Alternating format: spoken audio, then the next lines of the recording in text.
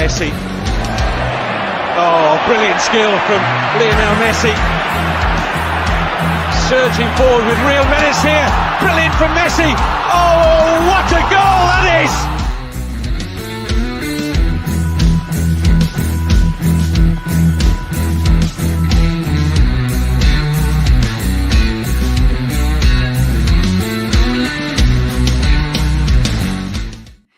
Yes, good evening. Sava here from Football Heritage TV. Sorry, still laughing about what we were talking about a few minutes ago. As we start this show, Lukaku dillies and dallies through the defence like twinkle toes and scores for Roma. Listen, welcome back, everyone. It's the day after the night before. And what crazy scenes at Tottenham, at the Tottenham Hotspur Stadium, or White Hart Lane, as the old school fans like to call it. Let's say hello to everyone first before we get into it, because I've got a feeling there's going to be a lot to cover tonight. Alan and his lovely mustard wall have reappeared. How are you, Alan? You good? I'm very well. Obviously, positive result yesterday. Second in the table. Rival fans are saying we're in the title race, and then they're going to throw it back in our face when we do fall, and they're going to come back with the humble pie, told you so, you're in the mud. So, yeah, I'm enjoying it while it lasts and looking forward to the shenanigans that rival fans are going to throw away. So until it happens, rival fans are in there, cry more. Rival fans in the chat, cry more. Oh yeah, in the last 7 days, we've managed to upset all of the Arsenal fan base, all of the Liverpool fan base. And apparently we all made the VAR decisions, because I've been called a cheat about 1,000 times today, but I'll come back to that in a minute. Ben, the chief moderator, the mod father, how are you, sir? I'm doing all right. I've just had a bit of an average Pizza Express pizza, as you do. And now we're going to have a chat with all you average guys. It's going to be wonderful. And of course, my best mate has. And apparently my brother Perchy, and apparently my dad Sava. So it's going to be great. Fair enough. Big up. Talking of dads. Hello, Perchy. Hello, son. How are you? You all right? I'm really good. How are you doing, father? I'm good. I need to take some tips off you for hairstyles. I mean, this is beautiful. Yeah, man. Like, I'm liking it. That looks like it's time. Yeah, this looks good. Listen, we'll get into it in a minute. Perchy and I won't say what it was. We had a very funny WhatsApp exchange earlier after trying to get some Liverpool fans onto the show tonight. Has from South View Coys, who's not in his car today after his 17-hour car journey yesterday. How are you, mate? You well? Yeah, I'm really good, thanks. I'm just booking my open top bus tour for the Premiership parade.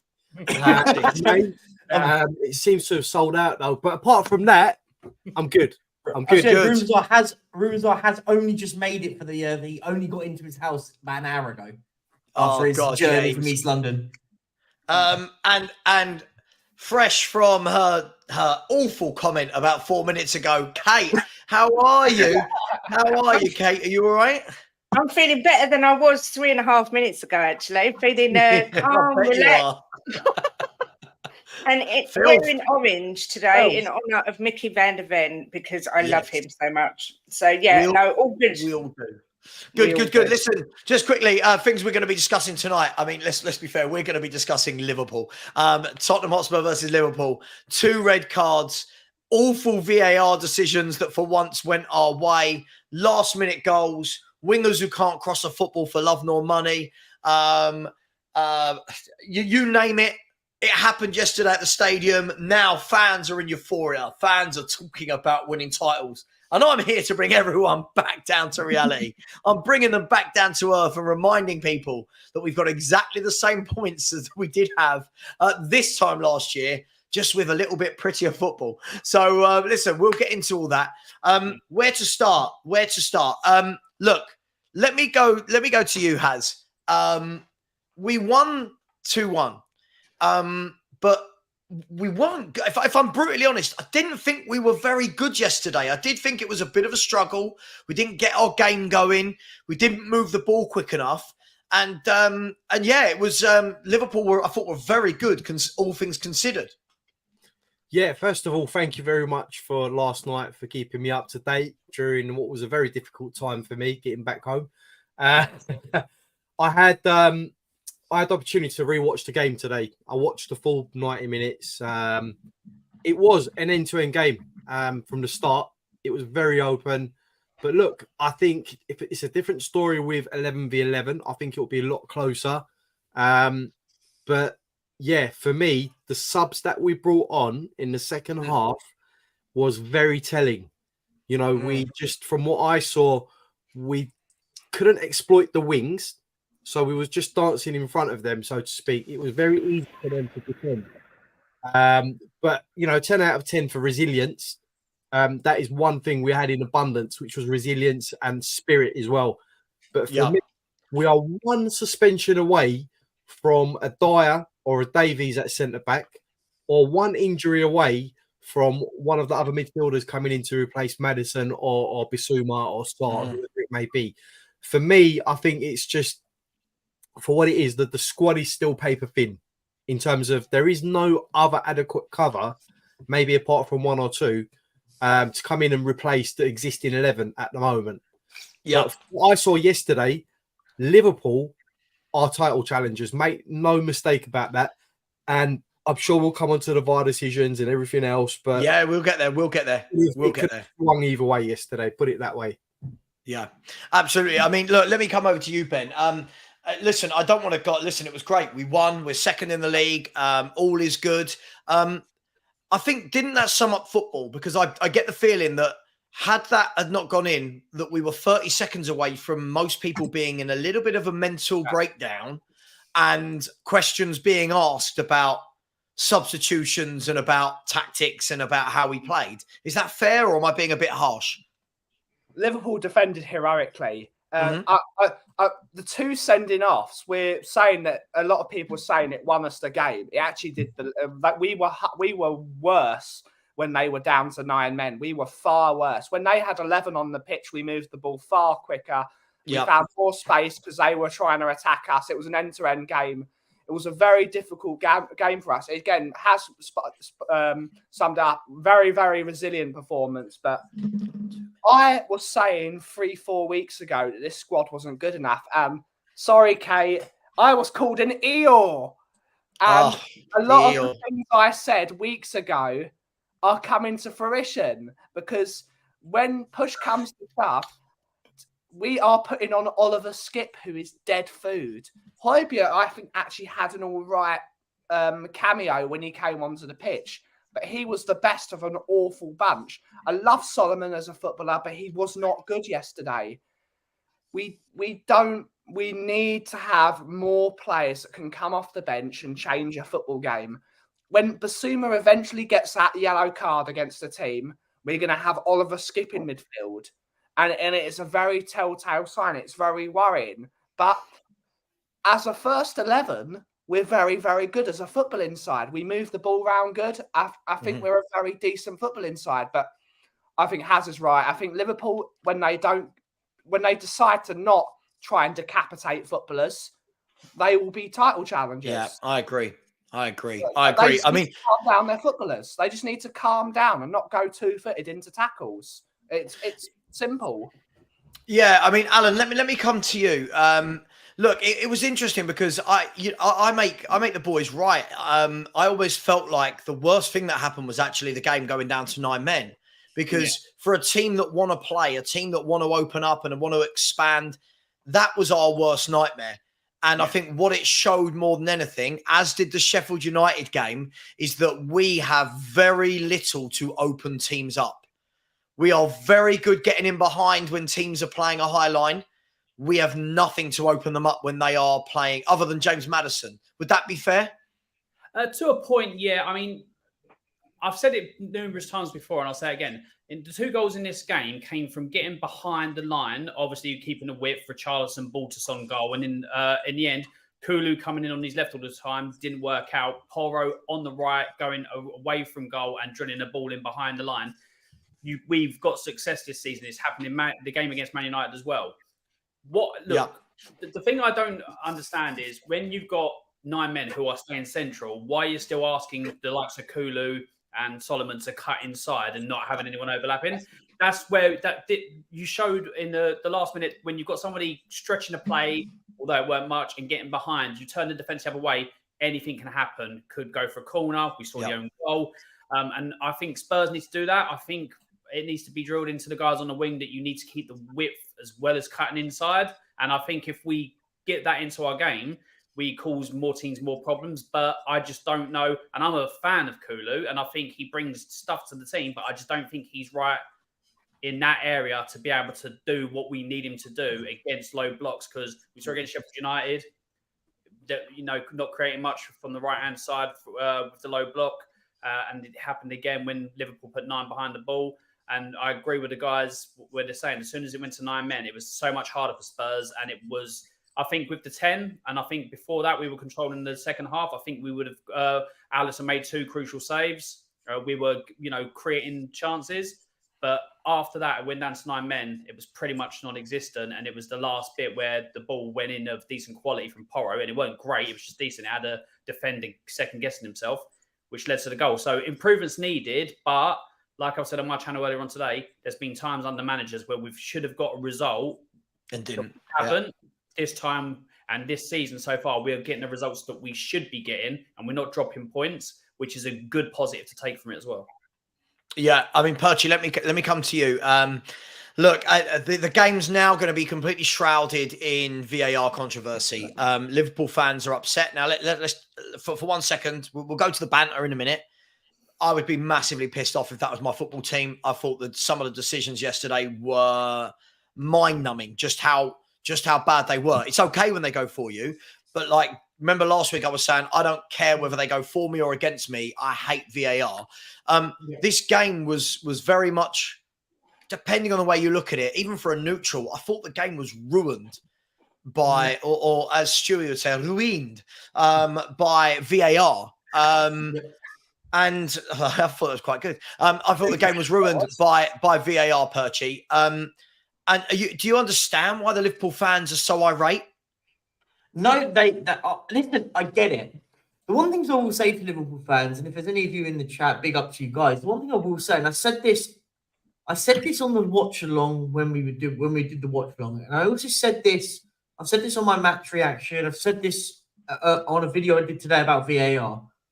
And what I said on this is, fans need to collectively stop being biased when it comes to results and decisions, right? Like, listen, it came in our favour yesterday, but I thought you're right, ruined it. My point being is what happens is football fans are so there in the moment. Fickle. Next week, it's fickle in a sense of it to a certain degree, but next week, Liverpool play Brighton. Let's just say a dodgy decision, they get a penalty and they win 1-0. They're all going jubilant, going blah, blah, blah, blah, blah, blah. Oh, we're getting back what we had against Spurs. And I said, this is the problem, right? This is exactly the problem we have. That's why nothing changes. I stood up there and went, no, absolutely shocking decision. But I said, also equally said, his fans have got, I said, look at all the decisions that went against us. I'm hearing about replays and all this rubbish. It's just silly. Like, the refereeing in this country is awful. I don't care what anyone says. I think the refereeing is atrocious. I said, we had a debate about about the red card for Curtis Jones. I stand by my thing is, if those are getting given as red cards nowadays, we basically might as well tell defenders, defend with your arms behind your back in the box and don't put in any challenge, because if you make one slight thing, you're getting sent off. He makes one mistake because he got his foot over on top of the ball and catches the man. You know as you don't tackle like that though, Perchy. It's not the fact he went over the ball. It's the fact he went over the ball with his studs up and into his ankle. He could have broken his leg. It's endangering the safety of an opponent. Even if he gets the ball, if he goes through the ball and snaps, if he snaps Basuma's leg because he hits him, it's endangering the safety of an opponent. You can't do that. So we're now basically judging tackles on if that causes an injury. But that's how it shouldn't be judged, right? I use an example here. Everton away. Heung-min Son goes for a perfectly good challenge on Andre Gomez. That was a perfectly good challenge. Okay, and he injured and he breaks the guy's leg. Completely accidental. Some got showed a red card and they got rescinded. Is my point, right? That gets rescinded because but we can't be punishing people if an injury happens. And I stand by it and I said, I'll flip it back. If that was Basuma on Curtis Jones, he gets the ball, but catches the man and gets shown a red card. Are we all sitting there going, oh no, that was a straight red card. Don't care what it is. No, we're not. We're sitting there going, no, he shouldn't have been sent off. He got the ball right. Listen, we're at a stage of football nowadays where we've lost the art of tackling nowadays, right? We have. Just really quickly, just quickly, just because this is just broken, I just want to share this. So this has just come up on Liverpool FC have just announced this. So no, you're joking. No, I'm showing you. Look, I'm showing you. I don't know if everyone.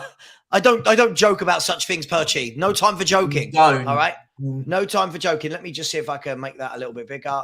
Oh God, no, not that page. It'd help if I made the right page bigger, wouldn't it? There we go.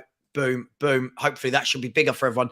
We fully accept the pressures that the match officials work under, but these pressures are supposed to be alleviated, not exacerbated, which is a wonderful word, by the existence and implementation of VAR. It is therefore unsatisfactory that sufficient time was not afforded to allow the correct decision to be made and that there was no subsequent intervention. That such failings have already been categorized as significant human error is also unacceptable. Any and all outcomes should be established only by the review and with full transparency. This is vital for the reliability of future decision-making as it applies to all clubs, with learnings being used to make improvements to processes in order to ensure this kind of situation cannot occur again. This is the sentence. In the meantime, we will explore the range of options available, given the clear need for escalation and resolution. Now, Kate, I'll come to you first. I was coming to you next. And after that, I don't want to go round and round. Everyone can just jump in when you want to jump in, right? Let's have some mayhem. Yeah, let's just have some pure carnage. To a degree. By the way, does my camera look like I'm not looking straight at the camera? Yeah, you're looking kind of offset. Yeah, I don't know what is...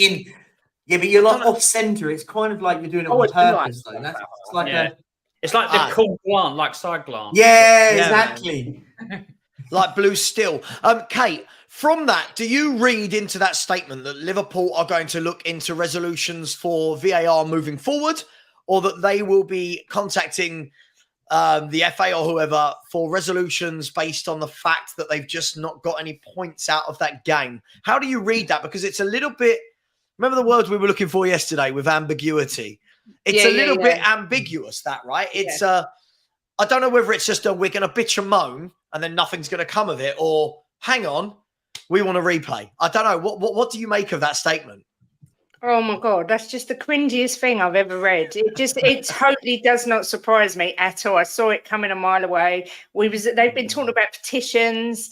What are they going to do? Seriously, are they going to do a replay? This would open the biggest can of worms. You've only got to go back to the Champions League final with the armpit, with Sissoko, and all the other decisions that have gone against us alone. The Dyer penalty, Mora with the handball. Do you know what I mean? They're just a pathetic club. I want to go back to Old Trafford and Pedro Mendes's goal, by the way. If we're doing this, we're going all the way back to that, by the way. You know what I mean? We're going back to pre-VAR. Yeah. Oh, yeah, 100%. We're getting it eradicated, fixed completely. So next thing you know, the Germans are going to be ringing up FIFA asking for someone to go and monitor the 1966 World Cup final goal. Do you know what I mean? The Maradona hand of God. That's got to be looked at as well. Exactly. You know what I mean? It's a joke. They don't stop whinging about everything. At the end of the day, I would be sick as a pig if that had been us. But we've all been on the end of it. Every team has been on the end of a terrible decision. You've just got to say, wow, that was awful, and move on. And all that club is doing is adding fuel to the fire, because nothing's going to change. They're not going to replay it. They're not going to give them a bonus point for being screwed over. It's just pathetic. But this is the problem we're at, by the way. And listen, I'm not even having to go to Liverpool for this, by the way. Like, I think the statement's a bit weird. I hope I've read it in the sense of that they are. It's not about they're using it as a way to. Do you know what? We're going to try and help facilitate a way to fix the issue in the refereeing, because we could go back to last week. The amount of people sat there and went about Romero's handball. I didn't think that was handball in the box. I sat there and went, if the ball's booted at him from about 3 yards out, like what's he meant to do? Chop his arm off it? And this is the problem, right? And Kate, you made a great point. Can of worms. If anything happens to the the objective result yesterday, it altered in any capacity. If Diaz's goal is considered and it finishes as a 2-2 draw, if anything like that happens, that, as you say, opens an absolute can of worms. And what that does is everyone goes, well, hang on a minute. We felt hard done by here. We felt hard done by here. Yeah. The problem what we've got, and the biggest issue is the refereeing in this country is awful. Listen, Liverpool could put their statement out, and as I said to you, I read it as the sense of that they're looking as ways to help facilitate and fix for the future, which I hope that is the case, because the refereeing standards in the country and VAR is at the centre of it. It was at the centre of it last week in the North London derby. Was it or was it not handball in the box when a ball punted at Romero 3 yards away? Every single week we have a decision today, by the way, in the Forest-Brentford game. We had a PGML had to come out twice on one day, by the way. They had to come out saying that Ake's own goal shouldn't have counted or something. Yeah. How many times do we have to have these discussions about decisions, right? While we're there, can we just have a general conversation? We'll get back to the Spurs-Liverpool game. Yeah. I've been having this conversation all day with people, right? Off the back of basically, you all saw it, I think. I did a video basically saying that Spurs are not winning a title, right? And honestly, you would have thought I've said I've slept with all your mums. Honestly, it was the response. The responses that came back were 50% were brilliant. Like 50% of people going, yeah, of course. Look, we're the same as last year. It's a long season. We've got a lot of, we're going to get injuries.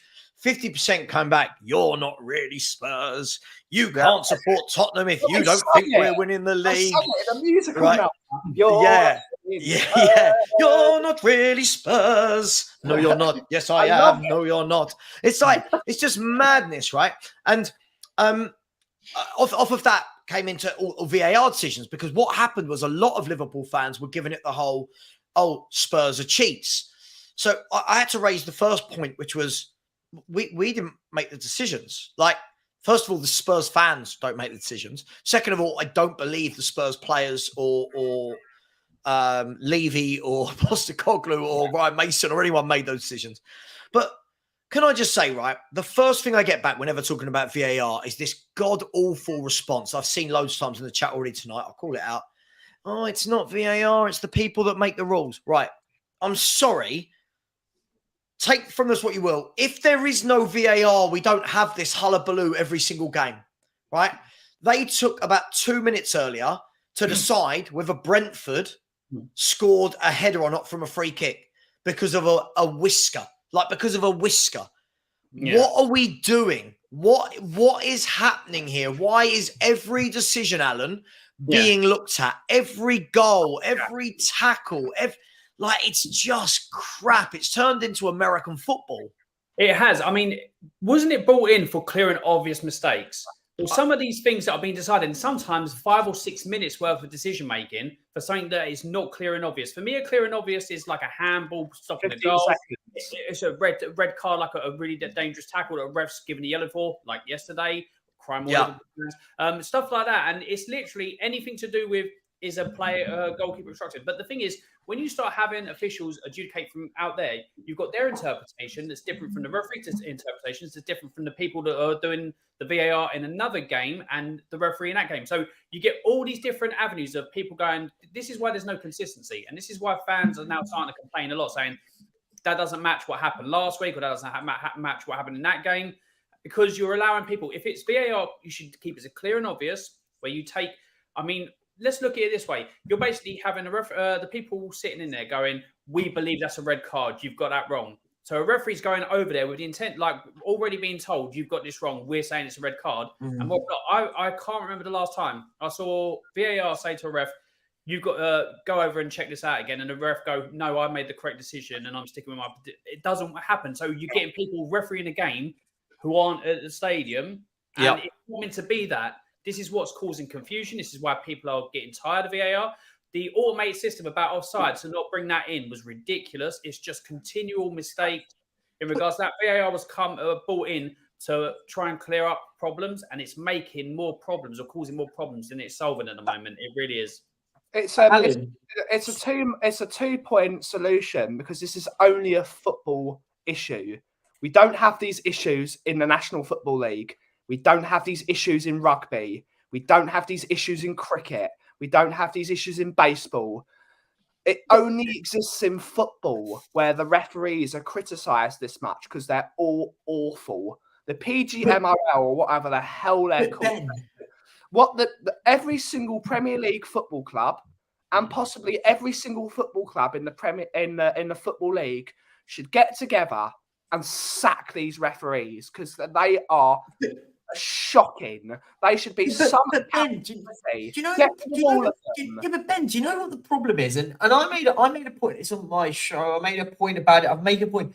The refereeing standards are so poor because there's no funding into it. Like all the Premier League football clubs are part. By the way, they're part of the problem. They complain about it, but they should be the ones that funding the refereeing associations. The funding from the Premier League doesn't go to it. The FA does it, and all the people in the chat, by the way, are going, oh well, if we didn't have VAR, Diaz's offside still doesn't get given.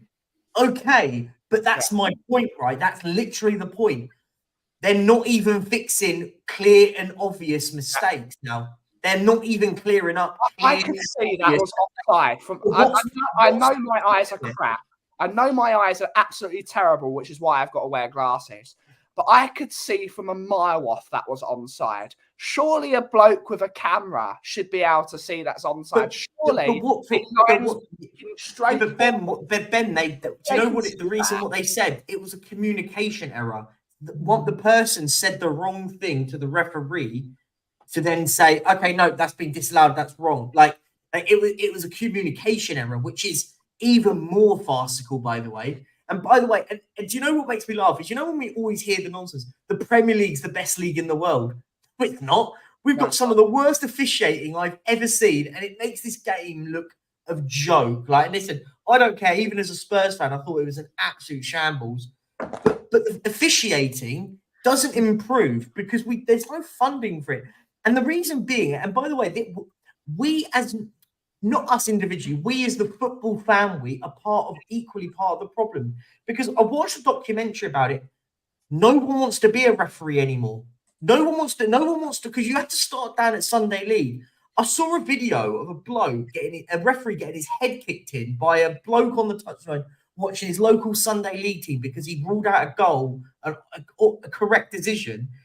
People don't want to be referees anymore. But I'm not going to mention names, but I heard some stuff that were very unsavory things yesterday on Twitter and all this lot about the referee yesterday. And I said, that's his part of the problem. When we start making, I'm going to kick this guy's head in, we should all go to and find this guy's house and beat him in. What? It's a football match. And we need to take responsibility as a fan base. Not just, when I say a fan base, I mean a football fan base. I'm talking about it globally.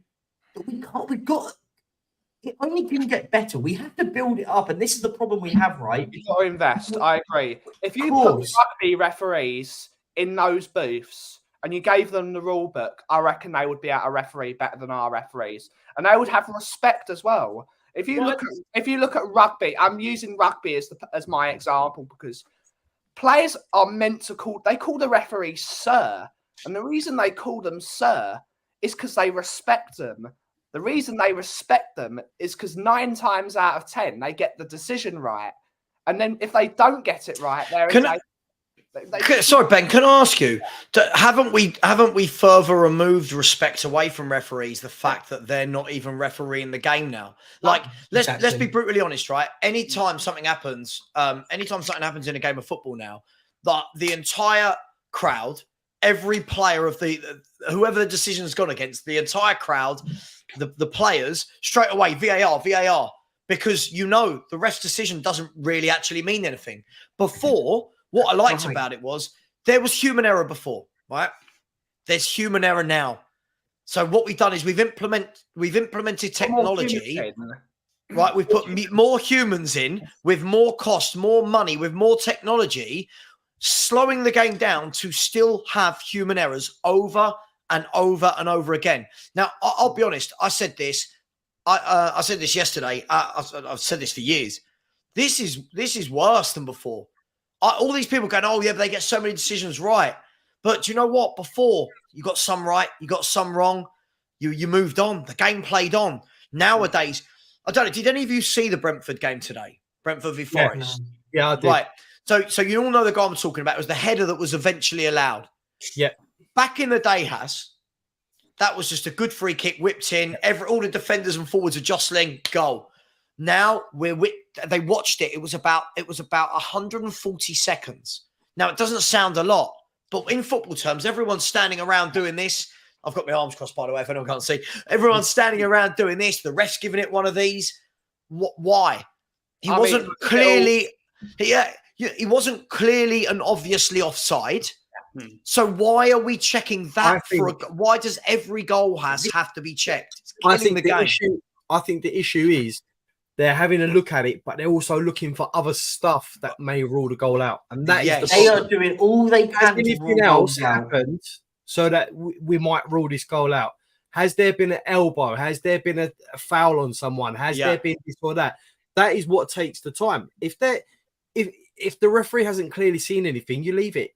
Leave it. Just check the offside and it's done. 2 seconds. Yeah. You know, for me, I just think it's ridiculous. Like how, offside, just for me, it has to be clear. It has to be clear. If it's not clear, take it to VAR, draw the lines, get it done. But what they've got to do is make it like tennis. You get 3 challenges a game. Yeah. That's it. Once you've called those 3 challenges, it goes back to the way it used to be. But Ben, does that fix them actually getting the challenge right? Look, for me, I hated this since day one. Right, I hated this since day one. I never wanted it to come in. So when people go to me, oh, but Sava, this, that, the other, I'll be honest with this. This is one of those things in life that I just go, nah, you can talk to me about it all day long. I hate it. It slowed and killed the game that I used to love. The speed, the passion, the celebrating. People have to celebrate. Then they go, oh, hang on. And then they can celebrate again, or you get the disappointment. This is the problem for me, Ben, right? It was meant to be clear and obvious. Yeah. If you are having to look at a video replay for 2 minutes, it is not clear and obvious. If you have to draw line after line after line, the player is onside. Stop with this. Not you. Sorry, it sounds like I'm aiming it at you, Ben. But stop with this. Oh, but that armpit was just. What are we doing here? You have a challenge-based system. So you have 3 challenges, and if you've got 3 challenges, you can't challenge every decision. VAR can be used for every decision. That's why they're looking at everything. Once they've used the decisions, goes back to football. Goes back to real football, not over-analysing it, have decent referees. I preferred it when the way the Champions League used to be, when they'd have the linesman and they'd have a referee next to the goal. So they would see 2 sides of every single bit of play. I'd like to bring that back. More officials that can see. Do you know? I don't think. So go on. I was going to say. Go on. That's fun. I'm just going to say I don't think the free rule I understand what you're saying about a challenge system, but if you do 3, suppose they all happen in the second half for both teams because they want to save them, then you've got 6 different things where you've got about 3 or 4 minutes of time, and then by the end of the game, it gets used as a tactical thing, right? That's the point. But do you know the biggest problem I have with it, and this is the real bit I really can't stand about it. The fact is, we have now become a micromanaged football league. With VAR, every little detail is checked. I agree. And do you know what? And this is why I was against the red card yesterday, because as soon as he went over to that screen, he didn't see it in real time. He didn't even see it in slow motion. All he saw was a still image, and that still image looked horrendous. They didn't do the whole build-up play with it before, where he got the ball, catches him.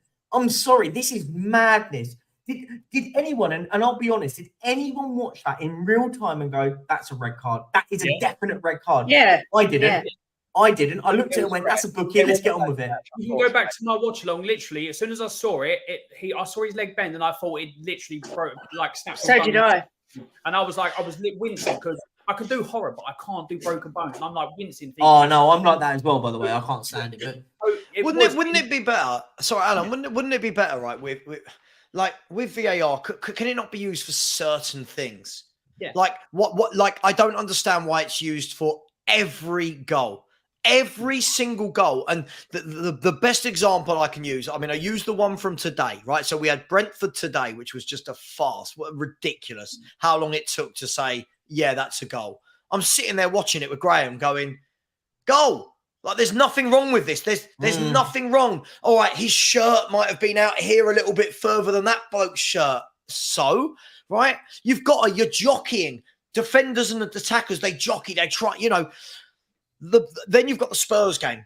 That was a farce. Then you've got the Brighton Villa game, which we talked about yesterday, where they looked at 3 separate things in the build-up to Ansu Fati's goal. 1 was the offside. 2 had the ball gone out of play, and I can't even remember what the other one was, right? But they looked at 3 different things for about 3 minutes. Everyone's just standing around.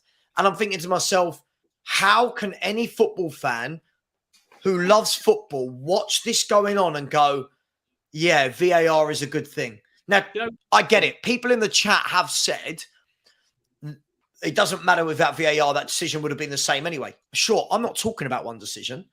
I hate it in every decision. I hate it that Mali Gusto, I don't even support Chelsea. I hate it that Mali Gusto got sent off last week because the slow-mo tackle made the tackle look bad when it was actually it was a foul. It was a foul, but it wasn't a red card. Alan, aren't we in danger now of every little thing is being checked? Exactly, and this is what I said to you. It was meant to come in for clear and obvious, and it's not clear and obvious anymore. When you see a goal, they check for anything like an obstruction. They look for somebody being offside. They look for a goalkeeper being blocked. They look for weird stuff, and it takes so long to get the obvious thing. I think what might help VAR is what happens in the rugby. When there's a decision to be looked at, you can quite hit in the stadium and also at home. You can hear communication between the ref and the people above. What we're looking at, what's this, was it this and that? And you can hear a communication. So if fans are hearing like, oh, we're checking on this, and they can see on the replay as well, like they do in the rugby, I think fans will be like, this is what's taking so long. This is what it is. And then fans will be able to see in real time and they can hear what's going on. That may help. But when it's just complete silence and fans are just standing there in the stadium going, what are we waiting What's going on? Yeah. Fans get annoyed, players get annoyed. I think if you hear communication and can see what they're looking at the same time like they're doing rugby, I think it will help. I don't say this is the way to curtail it, because it should just be, for me, it should be, if a goal's a goal, and obviously like offside, you draw the lines, or if it's a red card. Anything else, like all the 2 or 3 extra things it could be in the build-up, just needs to be eradicated because it's just ridiculous. Do you know what's happened though? The problem, and even players have all come out and said they don't like it. Like, I feel like nobody enjoys it, bar the people that run it now. I can't think of. There's not many people that go, do you know what? I love VAR. It's added something to it. What's it added? I don't think it's added anything. I can't think. Okay, we're going around the panel. Just shout it out. People in the chat. What positives have we had from VAR? I don't mean individual decisions. I don't mean, that goal was given this goal. What has it added to your enjoyment as a football fan watching football? It hasn't. I can't think of anything that makes it. I go, do you know what? At least it does it because of this. Nothing. It wasn't. I was just going to say it wasn't brought in to add anything. The thing was, as far as I was aware, it was brought in, and it was kind of like no one's going to really know it's there. It's just going to be used for borderline clear and obvious decisions, and now it takes over the whole game. We talked about it. Completely wrong. Can anyone remember one game of football where we never mentioned VAR? I feel it's mentioned in every single game, if it's a massive decision or a small decision. I feel we talk about VAR, all the time. It was a topic of conversation this time last week. We were talking about Romero's a handball. We talk about it every single week, and you're right. And it's been even worse this weekend, right? Of course it's been even worse. Look, do you know what? Listen, this might be the old man in me, right? I make out like I'm 70 or something. This might be the old man in me, but I quite liked the whole, sometimes the offsides were right, sometimes they were missed, sometimes handballs were missed. Do you know what I mean? Sometimes, I didn't mind that. It was kind of swings and roundabouts. I feel like now we're just, like Perchy said, every single week, Football Focus, Sky Sports, BT, everything is dominated by VAR getting something very, very wrong or very dubious. No one knows the rules. Who knows the rules of football anymore? Realistically, who could sit here and go, I know what a handball is? It changes every 5 minutes. But I mean, hang on. Adam was going to. No. I would be happy if it goes back to the goal line technology and just obviously the offside drawing the lines. If everything else, obviously, on the odd occasion where a clear and obvious mistake in referees given a yellow or red, but I think it should be drawn back very minimal for that. I would be very happy in regards to VAR just taking a massive backward step, but it's just not going to happen. It really isn't, because now they've got this into it, they're going to bring more and more stuff into it. And I think this is the way you just see football going. And unless they tell it, you're going to see games interrupted. I think you're going to see many games going into ridiculous time, 110 minutes, 120. I think it's the way it's going, but I don't know who's going to step up and take it. But another thing I was thinking is I know where it's going to go to a stage where there's going to be no referee on the pitch, by the way. That's the future of it. That's the thing, like we were talking about earlier on, the referees really aren't there to referee anymore. So they're basically just chaperones. They're pretty much showing up and doing nothing on the pitch like Richarlison. So you've got Richarlison in the middle as well as on the pitch. I think what they should do is, whereas players have to be accountable and talk about their bad performances, managers do as well, and whoever, even owners at times are held accountable or asked questions. Why aren't referees after the game interviewed about the decisions they made? I remember one referee once came out and done it on Sky, and then he got bollocks for it. But why do referees not get asked what was the decision making behind this or that? I mean, players have to do it, managers have to do it. Look. Should we? I want to move on from that. I want to get some super chats in. By the way, smash the like button, people. There's 478 of you in here and only 155 likes. I do feel like every stream at the moment, it is tight. It is really, really tight. Smash those likes. We should be on 300 by now. And please, we haven't had a single subscriber throughout the whole show. So please smash the link. It is in the chat. It is pinned. And if you haven't voted yet, please do. We've got 4 days left to vote for Best New Content Creator for myself. Please do. If you haven't, let me know and I'll put the link in the chat. Just quickly, so Kai, KPV, big up to you, my man. Has been a channel member for 10 months. And he's shouting at me. He said, we've finally beaten Liverpool at the Tottenham Hotspur Stadium and we're finally taking our revenge from the 2019 Champions League final. Come on, you Spurs. Big up to you, Carl. A User has become a channel member. Big up to you, A User. I hope you're well. Been around in the chats for ages, and here he is as a channel member now. So thank you very much for that. Much appreciated. And we do the channel member show every couple of weeks. Mark Cousins is a channel member for 9 months now. Said, stop talking nonsense, Sava. The double is on. We're about to talk about Tottenham being title contenders. Well, we are in a bit. We'll do that a bit later, actually.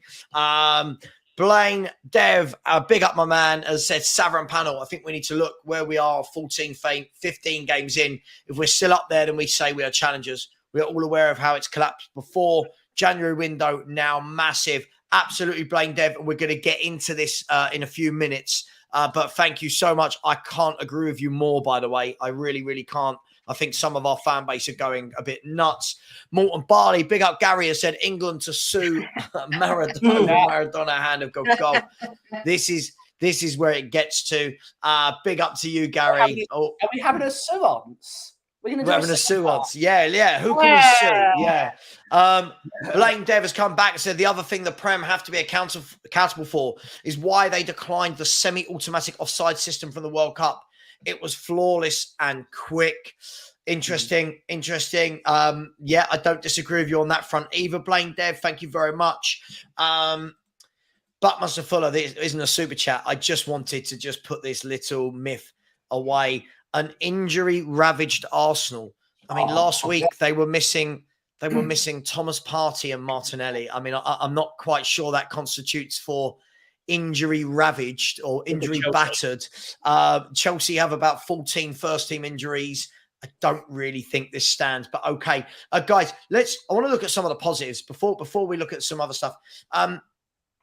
Yeah, actually, Will is 100% correct here.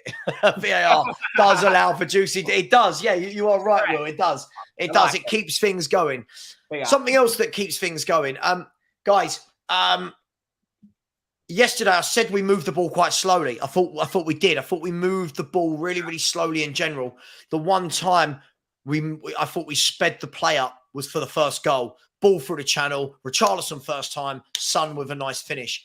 It goes to show, doesn't it? When we do move the ball quick, we can be threatening. Yeah. This is to anyone, by the way. We needed to speed as soon as they went down to 10 men, we needed to speed the play up.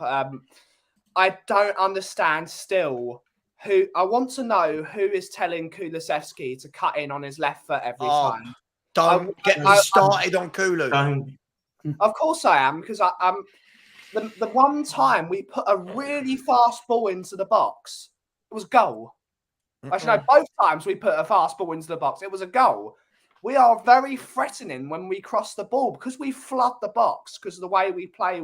I'll send you the picture, Sava, to show the formation of the way we played yesterday. It's pretty crazy how many people we flood forward. There we go. I think. Do you know the bit on like yesterday? You're right. Kulusevski just slows it up all the time, and it kills. Are we having is this turning into a Kulu? Are we having a Kulusevski debate? I don't care because listen, I thought I'm hearing people say that he was brilliant yesterday. Based on what? Yeah. I thought everything about him slowed up our play. Everything. We get out there. Put that picture I sent to you, Safa, as an overlay on the screen, and you'll see how wide we. I can even send it to Perchy if he doesn't try and end the stream by accident. But, oh come on! But if you put that picture I've just sent you on the screen, it shows how wide we are. We're deliberately playing Porro and Udogie really narrow and making that 5 with Basuma. So Richarlison and Kulusevski can be as wide as physically possible. Why would we then, as soon as we get the ball to the wide players, you can you can put it. Sorry, you sent it to me there. Yeah, I was going to have to send it to my email. Then I was going to have to download it. Then I was going to, You can use WhatsApp web. Let me. Okay, look. Let's have the Kulusevski discussion then. Let me come to you. I know you always laugh at me during our watch-alongs because whenever I get quite animated in my commentary, I truly channel my inner John Motson, and I feel like I'm in the moment. I'll be honest, I think everyone knows I'm not a huge fan of Kulusevski. For me, I think he is the weak link in everything we do. I've seen he holds the ball up well, brilliant. He tracks back, brilliant. He tackles, brilliant. This man, for me, is one of the least threatening wingers I've seen play at Tottenham Hotspur. I find him painful. The amount of times he cuts into his left. And the one thing teams don't like is when a ball is whipped in quickly. Do you see what I'm saying, Has? If I'm a defender and I'm playing Tottenham Hotspur and I've got the task of defending against Kulusevski, I'm looking forward to it because he's not going to beat me. I'm going to keep showing him onto his right foot because I know he's a one-trick pony. Yesterday, he didn't try anything different.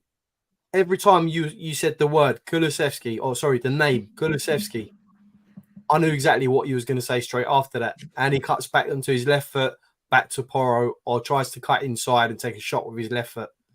For me, he didn't try to do anything different in the game, especially when they were down to 9 men, as often as I would have liked. You know, take your man on. You don't not have one. He never does he? Under Conte, right? Okay, he had more defensive responsibilities, right? He had to track back and help his fullback out. You don't have that anymore. You know, you've got Porro back there. You've got other players that can get back now. You know, you against 9 men, just take your man on. And even if you lose the ball, you lose the ball. You know, but do something. It's just, you know, for me, they just didn't try to be different through the game. Not only Kulusevski, but I thought a lot of the front three didn't try to be any more creative than they were at the beginning of the game. But you can see that it was poles apart when Solomon come on, absolutely skinned Alexander Trent, by the way, at one point. He was taking his man on. He went past his man a couple of times. He went past his man a couple of times when he came on, and it was refreshing. Don't get me wrong. I'm not saying Solomon is the benchmark. For me, I think we've got a lot of average wingers at this football club. If I'm brutally honest. But he's doing what a wing is supposed to do, right? Take your man on, not the ball on, and try and get the cross in, right? And this is the thing. I would have taken Kulusevski if Kulu, like. For me, I think it's a case of he's been asked to do that. Surely the manager, watching from the sideline, can't look at that and think, yeah, he's doing all right. You know, unless he's asked him to do that. But what I would suggest, the one thing that I get really irritated about is why doesn't it ever switch around? But you know what? We're going to put you out on the left now. We're going to put you out on the left. We're going to try and give you an opportunity to run at him. Look at what Liverpool did. Always swapping Salah over. Yeah. Making our fullbacks go, do you know what? I've got something different to do. Defend. Give it like that. This is the problem. And listen, the manager has to take a bit of responsibility because I don't see him changing it equally, right? This isn't just the Kulusevski problem. I think he, on that right-hand side, slows the game down so much. But the manager equally has to take responsibility and go, do you know what? It's not working. Yeah. I can see that on the pitch. I'm going to put him out on the left-hand side now. Let's change it up a little bit, do something a little bit different. But we don't do it. Maybe he's a bit reluctant to do that because he's trying to build the relationships on the pitch between the players. Like Porro and Kulusevski have that sort of partnership on the right-hand side. Then you've got on the left-hand side, you know, you like sort of Doji who comes in. Whoever's playing on the left-hand side, they've got a partnership going on that side. Maybe he's not comfortable enough to do that because they're not used to playing with each other and the threat of losing the ball is... I would worry that... I do not... I get what you're trying to say. I do get it. But my worry would be is that then from what you're saying, I'm not suggesting what you're saying is exactly it, but what I would suggest on that part is that we've not even tried that in training. We've not gone, do you know what? If something else happens... I want you to go out on that left-hand side, and now I'll play you out on that left-hand side to change it up a little bit. If we have to go to plan B, plan C, plan D. I don't understand the personnel for the system. If you bring that picture up, you can see how wide our wingers are. I can bring that up for you. Because here you go. As you asked so nicely, Ben. There you go. If you look where Kulusevski and Richarlison are in that picture, look how wide they are. Yeah. Why would you stick your wingers that far wide and then do exactly the opposite of why they're doing that? With they create that 5 in midfield. Do you know my frustration, Ben? My frustration with that is the number of times, like in that picture, you see the ball actually then gets out to Kulu in that position, and wingers, most wingers, like you watched yesterday. Before the red cards, Diaz and Salah running at our fullbacks. Every time it was like, they're going to do something. Salah more of a cutting in. Diaz more of a going on the outside. But they're proper wingers. Yeah. I watch Kulu, and don't get me wrong, Kulu's technically gifted. He's technically very good. Yeah. But technically at controlling the ball and coming inside. Now, what I'm seeing loads of people saying things like this. He opens up space. I'm sorry, but the number of times he gets the ball, Porro's nowhere near him, literally goes 5 yards inside to Maddison or Basuma. At some point, you have got to, at some point, go and beat your man. Because, like Alan said earlier, Alan made a great point. You made a great point, Alan, you did. Thank you very much. No, you're welcome. When when that ball was whipped in the last minute, in the last 30 seconds, that is everywhere that defenders do not want the ball. They do not want the ball whipped low into the 6-yard box, because you're now, anyone who's played the game knows, you could play semi-pro, you could play down the park, it don't matter. As a defender, you do not want to be facing your own goal, because things like what Matip did happen, right? Cutting in and just drifting balls into the center, into the 6-yard box when you've got Matip, Van Dijk, Konate, they're going, thank you, boom, thank you, boom, thank you. Right? Easy every time. This is what I don't understand. We're now playing a formation where none of our wingers are asked to actually beat a man. And what fans are doing is we're going, but defensively, all right, well, let's take away. I think what he does defensively is brilliant. But most wingers now do that defensively because their managers ask that of them. The worrying thing for me is very good at that. In possession and defending, he's great. Right. Which he's not a defender. He's not. No, but this is my point. This is my point. When did we start judging wingers about how many tackles they make tracking back? That's a plus, right? The key thing for me is this. In the last 30, 40 minutes of that game, I can't remember when he got sent off, but in the last 30, 35 minutes, whatever, of that game when they had 9 men, right? Everybody knows. It doesn't matter whether you've coached, whether you've not, whether you've played.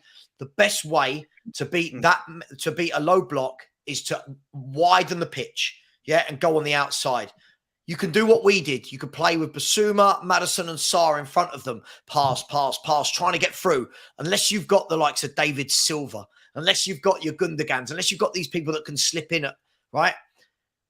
The number of times he got the ball out wide, when he didn't have to worry about tracking back because Liverpool were camped in their own half, and not once could he beat his man. He tried 3 or 4 times, and every time they just went, "No, we'll have that." And yet this guy is talked about like I don't know what I'm waffling. Someone tell me, what am I not seeing with Kulu? The other fans that keep saying, "Sava, you're wrong, he's brilliant." What is he brilliant at? I think possibly what Dr. Spurs 82 is saying there, that Kulu holds up the ball better than our strikers. Maybe. That's not what I'm saying. It's not what I'm saying.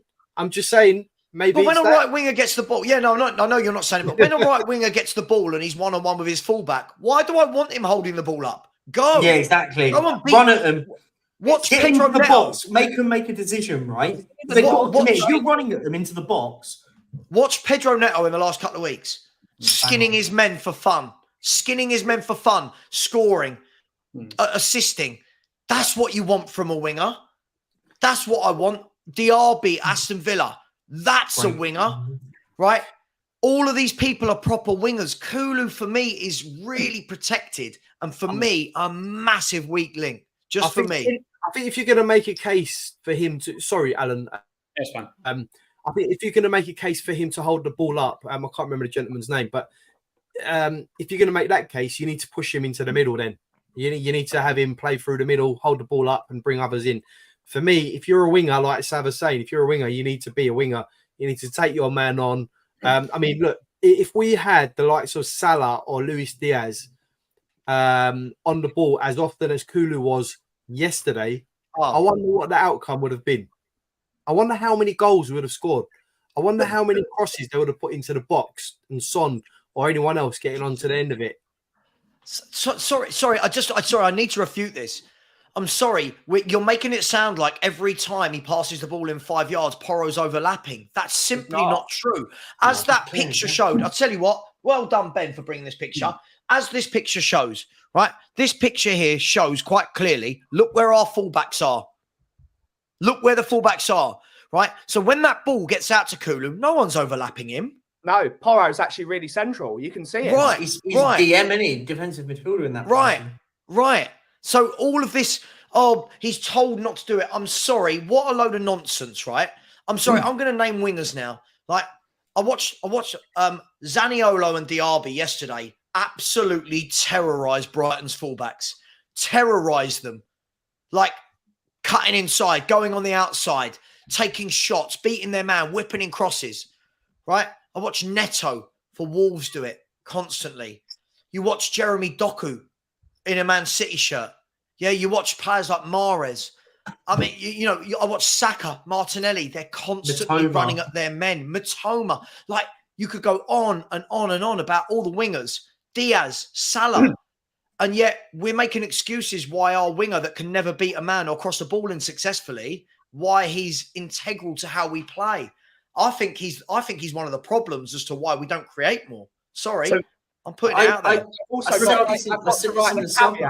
That tactical analysis is brought to you by the fine folks at the coffee company and But I said this in the summer though about Kulu though. I said if we're signing him, because everyone said you have to do it, it's a bargain. And I said at the time, and I said, you sign him if you've got a role for him. The system's different. But I can't. But top quality at what? I just can't. In a different system, maybe. Listen, not in this system, the way we play. The way we are, we're meant to be wide. You don't want an inside forward playing out there because they've got to go and cut in. I say this every single week. You are not losing sleep if you're a left back, if you're playing against Kulusevski. You're not. Because you go, do you know what? It's simple.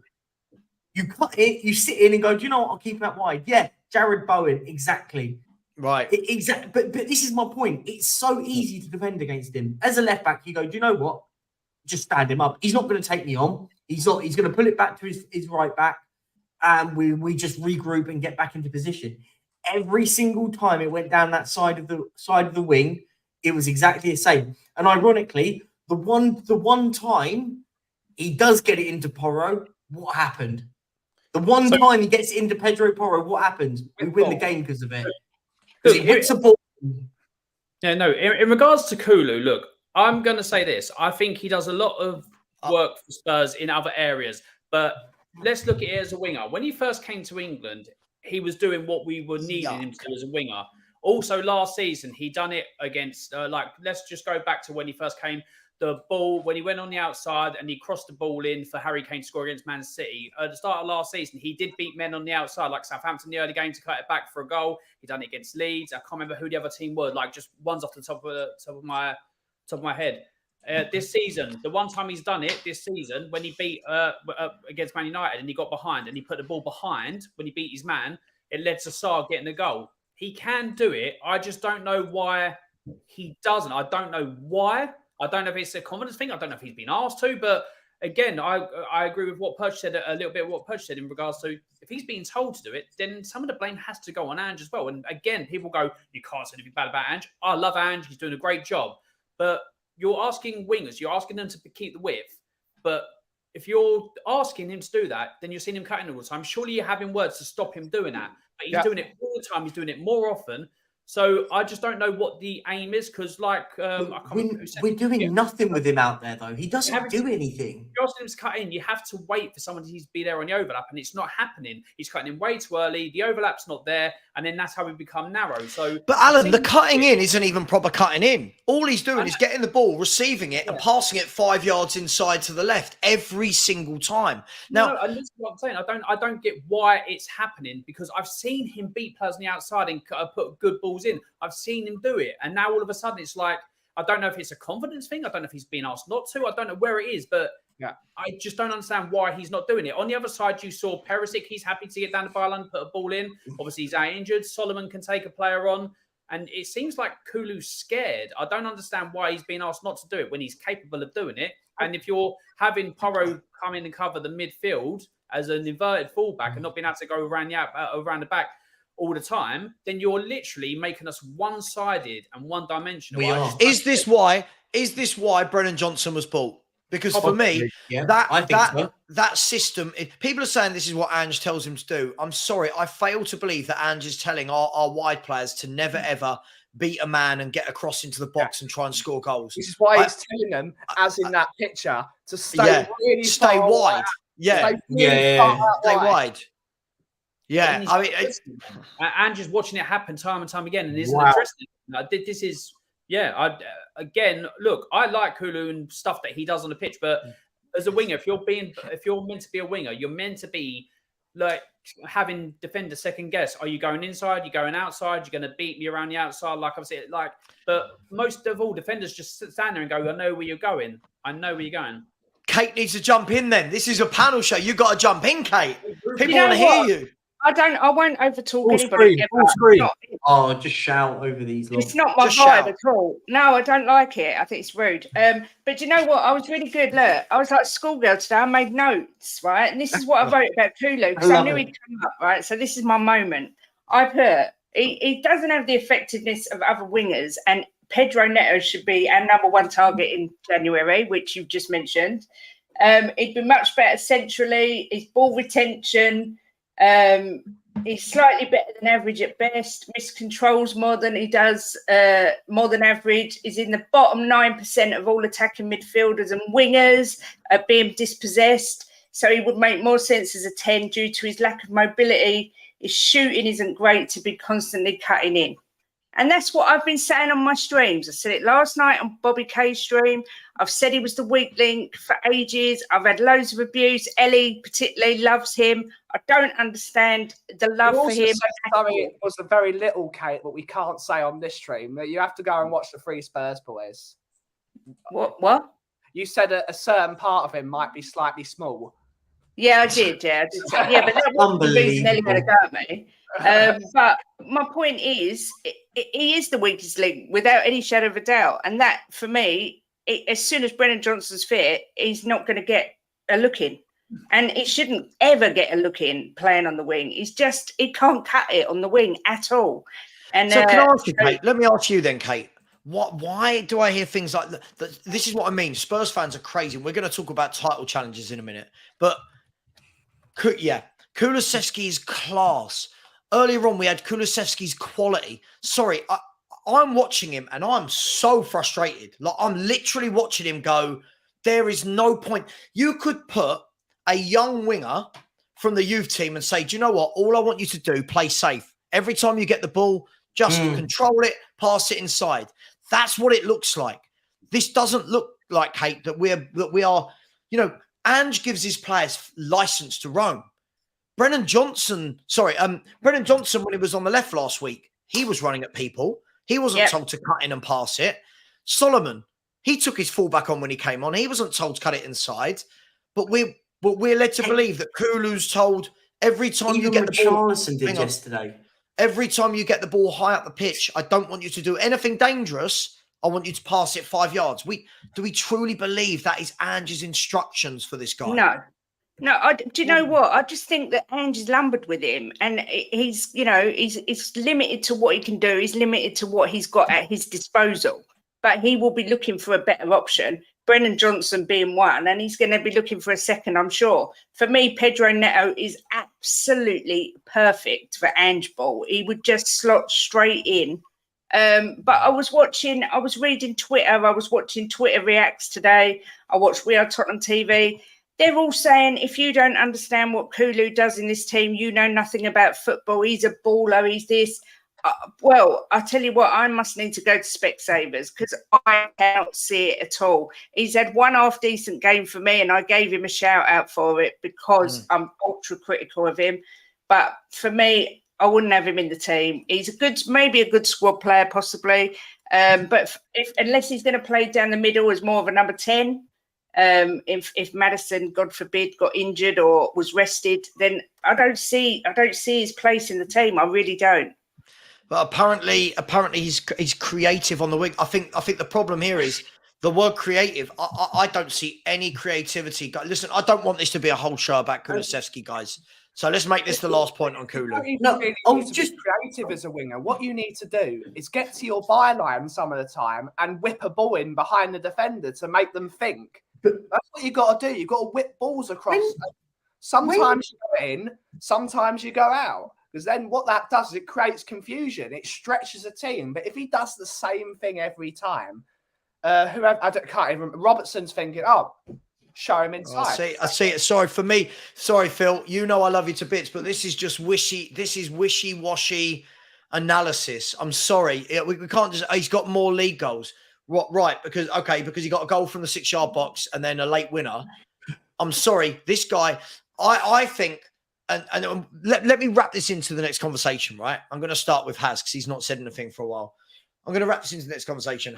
We have fans talking about title challenges, and I'm just going to put out there a few bullet points why I think we're nowhere near a title challenge. First of all, because it's October the 1st, right? And no title challenge ever took place in October the 1st.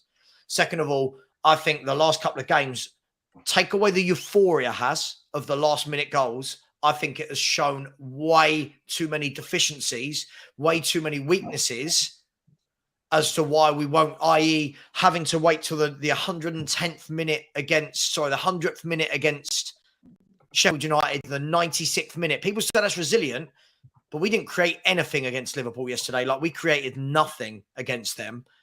And also, we are 2 injuries away, like we said before. You look, the moment Maddison and Son came off that pitch yesterday, the drop-off is huge. And the reason I'm bringing that up is I don't think anyone is in title challenges when you have Kulusevski and Solomon or Richarlison as your wide players. I fail to believe how that's going to be consistent. What do you make of all this title charge stuff, Hass? I think that, first of all, 7 games in, we have done extremely well by exceeding all our expectations. No one could have imagined we'd have ended up with 17 points from the first 7 games. So well done to Ange and the team. However, this is the problem that we create, right? It now builds up this false sense of now we're title challengers. You know, we've overcome Arsenal. We've gone to Arsenal toe to toe. We've overcome Liverpool. We've beaten United. We've gathered all these points. Surely we're title challengers. No, it's premature. 7 games in. Who's title challengers after 7 games in? The only one that's afforded title is Manchester City, right? They're the only ones that are afforded that tag of title challengers simply because they win it every year, right? For me, like you said, spot on. First 11, fantastic. Are we going to keep hold of that first 11 through the whole season? No. Are they going to play every single game? No. We saw in the Fulham game how inefficient this squad is apart from the first 11. The Fulham game proved to us how poor the team is by the 11 that start week in, week out. So what makes everyone think all of a sudden now we're title challengers? It's absolutely ludicrous. Don't get me wrong. I would want nothing more than to see Tottenham lift the cup or the Premier League. All right? Nothing more.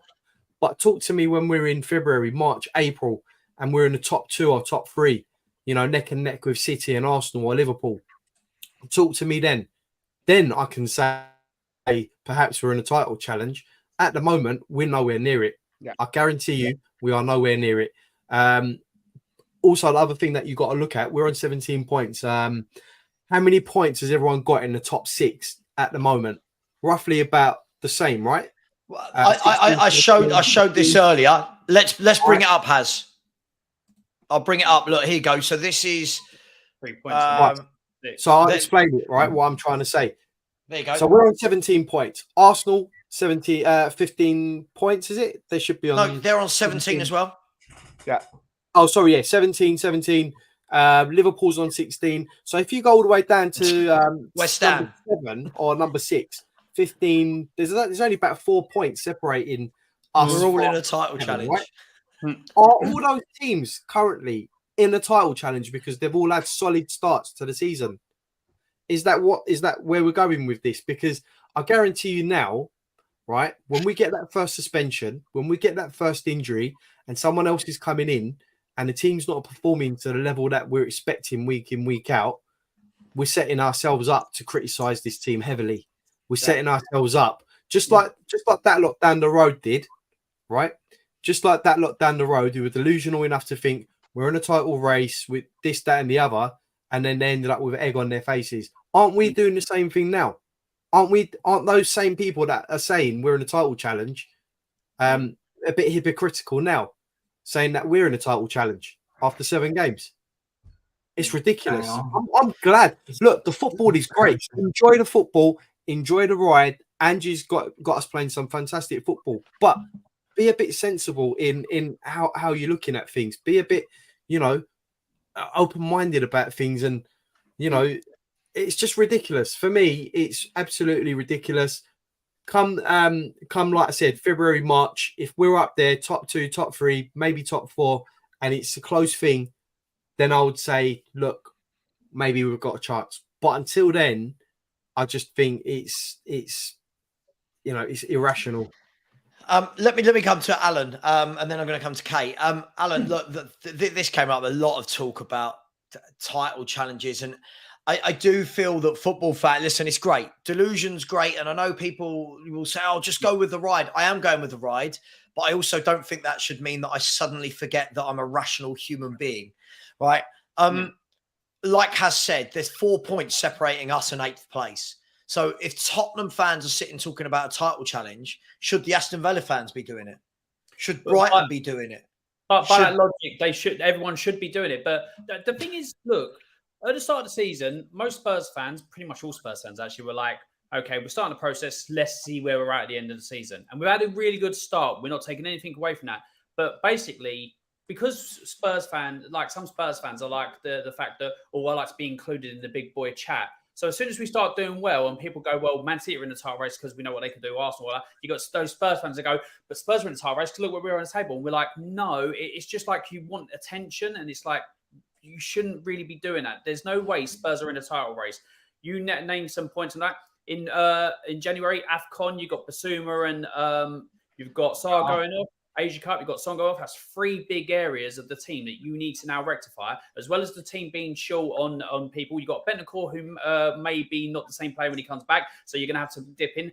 We're honestly saying that we're going to continue for the month and a half with Højbjerg, if he even stays, Skip, and Richarlison up front. If we don't bring anyone in, and then if you do bring somebody in, they've got to bed into the team and play Ange, which may throw things out of whack.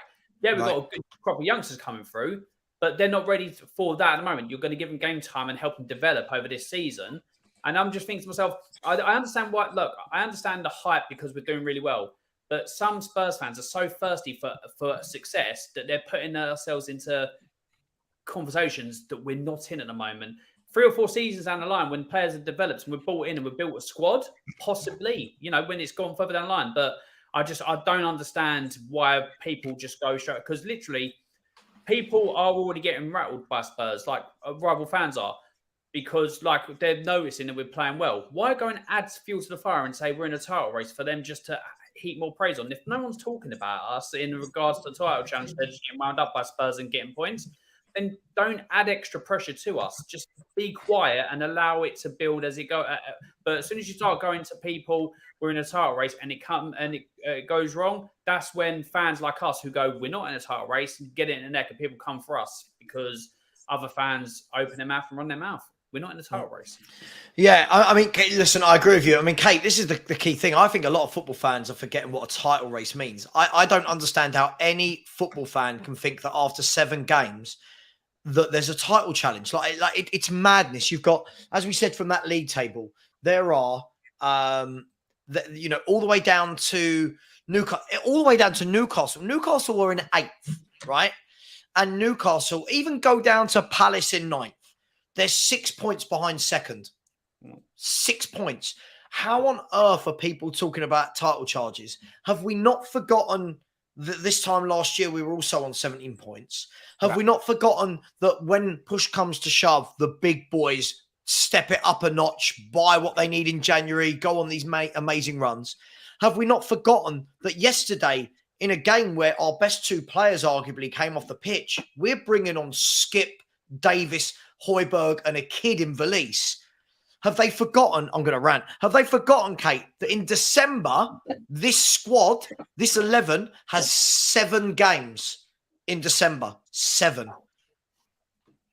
Oh, you finished? Done. Sorry. I didn't want to interrupt your rant. I spend so long, Kate, trying to keep football conversations sensible, trying to talk about rival fans and their delusion and just relax and let's... And then our fans are just like, we're in a title race. We're going to win the league. Can we do it? And it's like, oh my God, like the hype and the pressure is unreal. Thing is, it's 7 games. I mean, it's quite laughable, really, but cringy at the same time. It's like, it's a real cliche, but it's a marathon, not a sprint. I mean, it can all go so wrong. If we say we lost to Luton next weekend, which, to be fair, anything can happen. You know, I don't think we will, but we could. And then we have a couple of games where we don't pick up points. All of a sudden, we're slipping down the table because it's all so close. For me, all I wanted this season was to see us playing good football. And if we could get into Europe, I'd be delighted. And that's still where my expectations are. I don't expect to be anywhere near Manchester City. With our first team, we've got a great first team, but for us to get through the whole of this league and not have an injury, even before December, to not have an injury before the new year when the transfer window opens is highly unlikely. I've said that. I was told I was negative. Ben actually called me Eeyore, but that's a fact.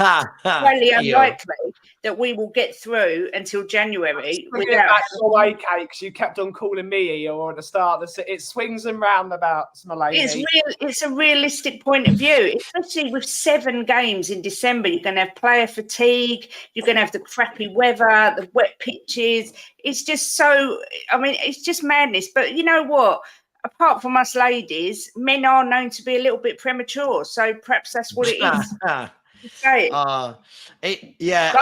really premature, Kate, because I was saying exactly what you just said 2 months ago, and everyone called me Eeyore. So it's just one game at a time. Let's take one game at a time. Let's see what team we've got available to us against Luton. And if we don't come out of injuries, we then look at this one game at a time. That is what we need to do instead of focusing. Because remember, at the end of February, Man City and they look at everyone else and go, right, lads, let's start playing properly. And then they win 16 games on the trot and they win the title.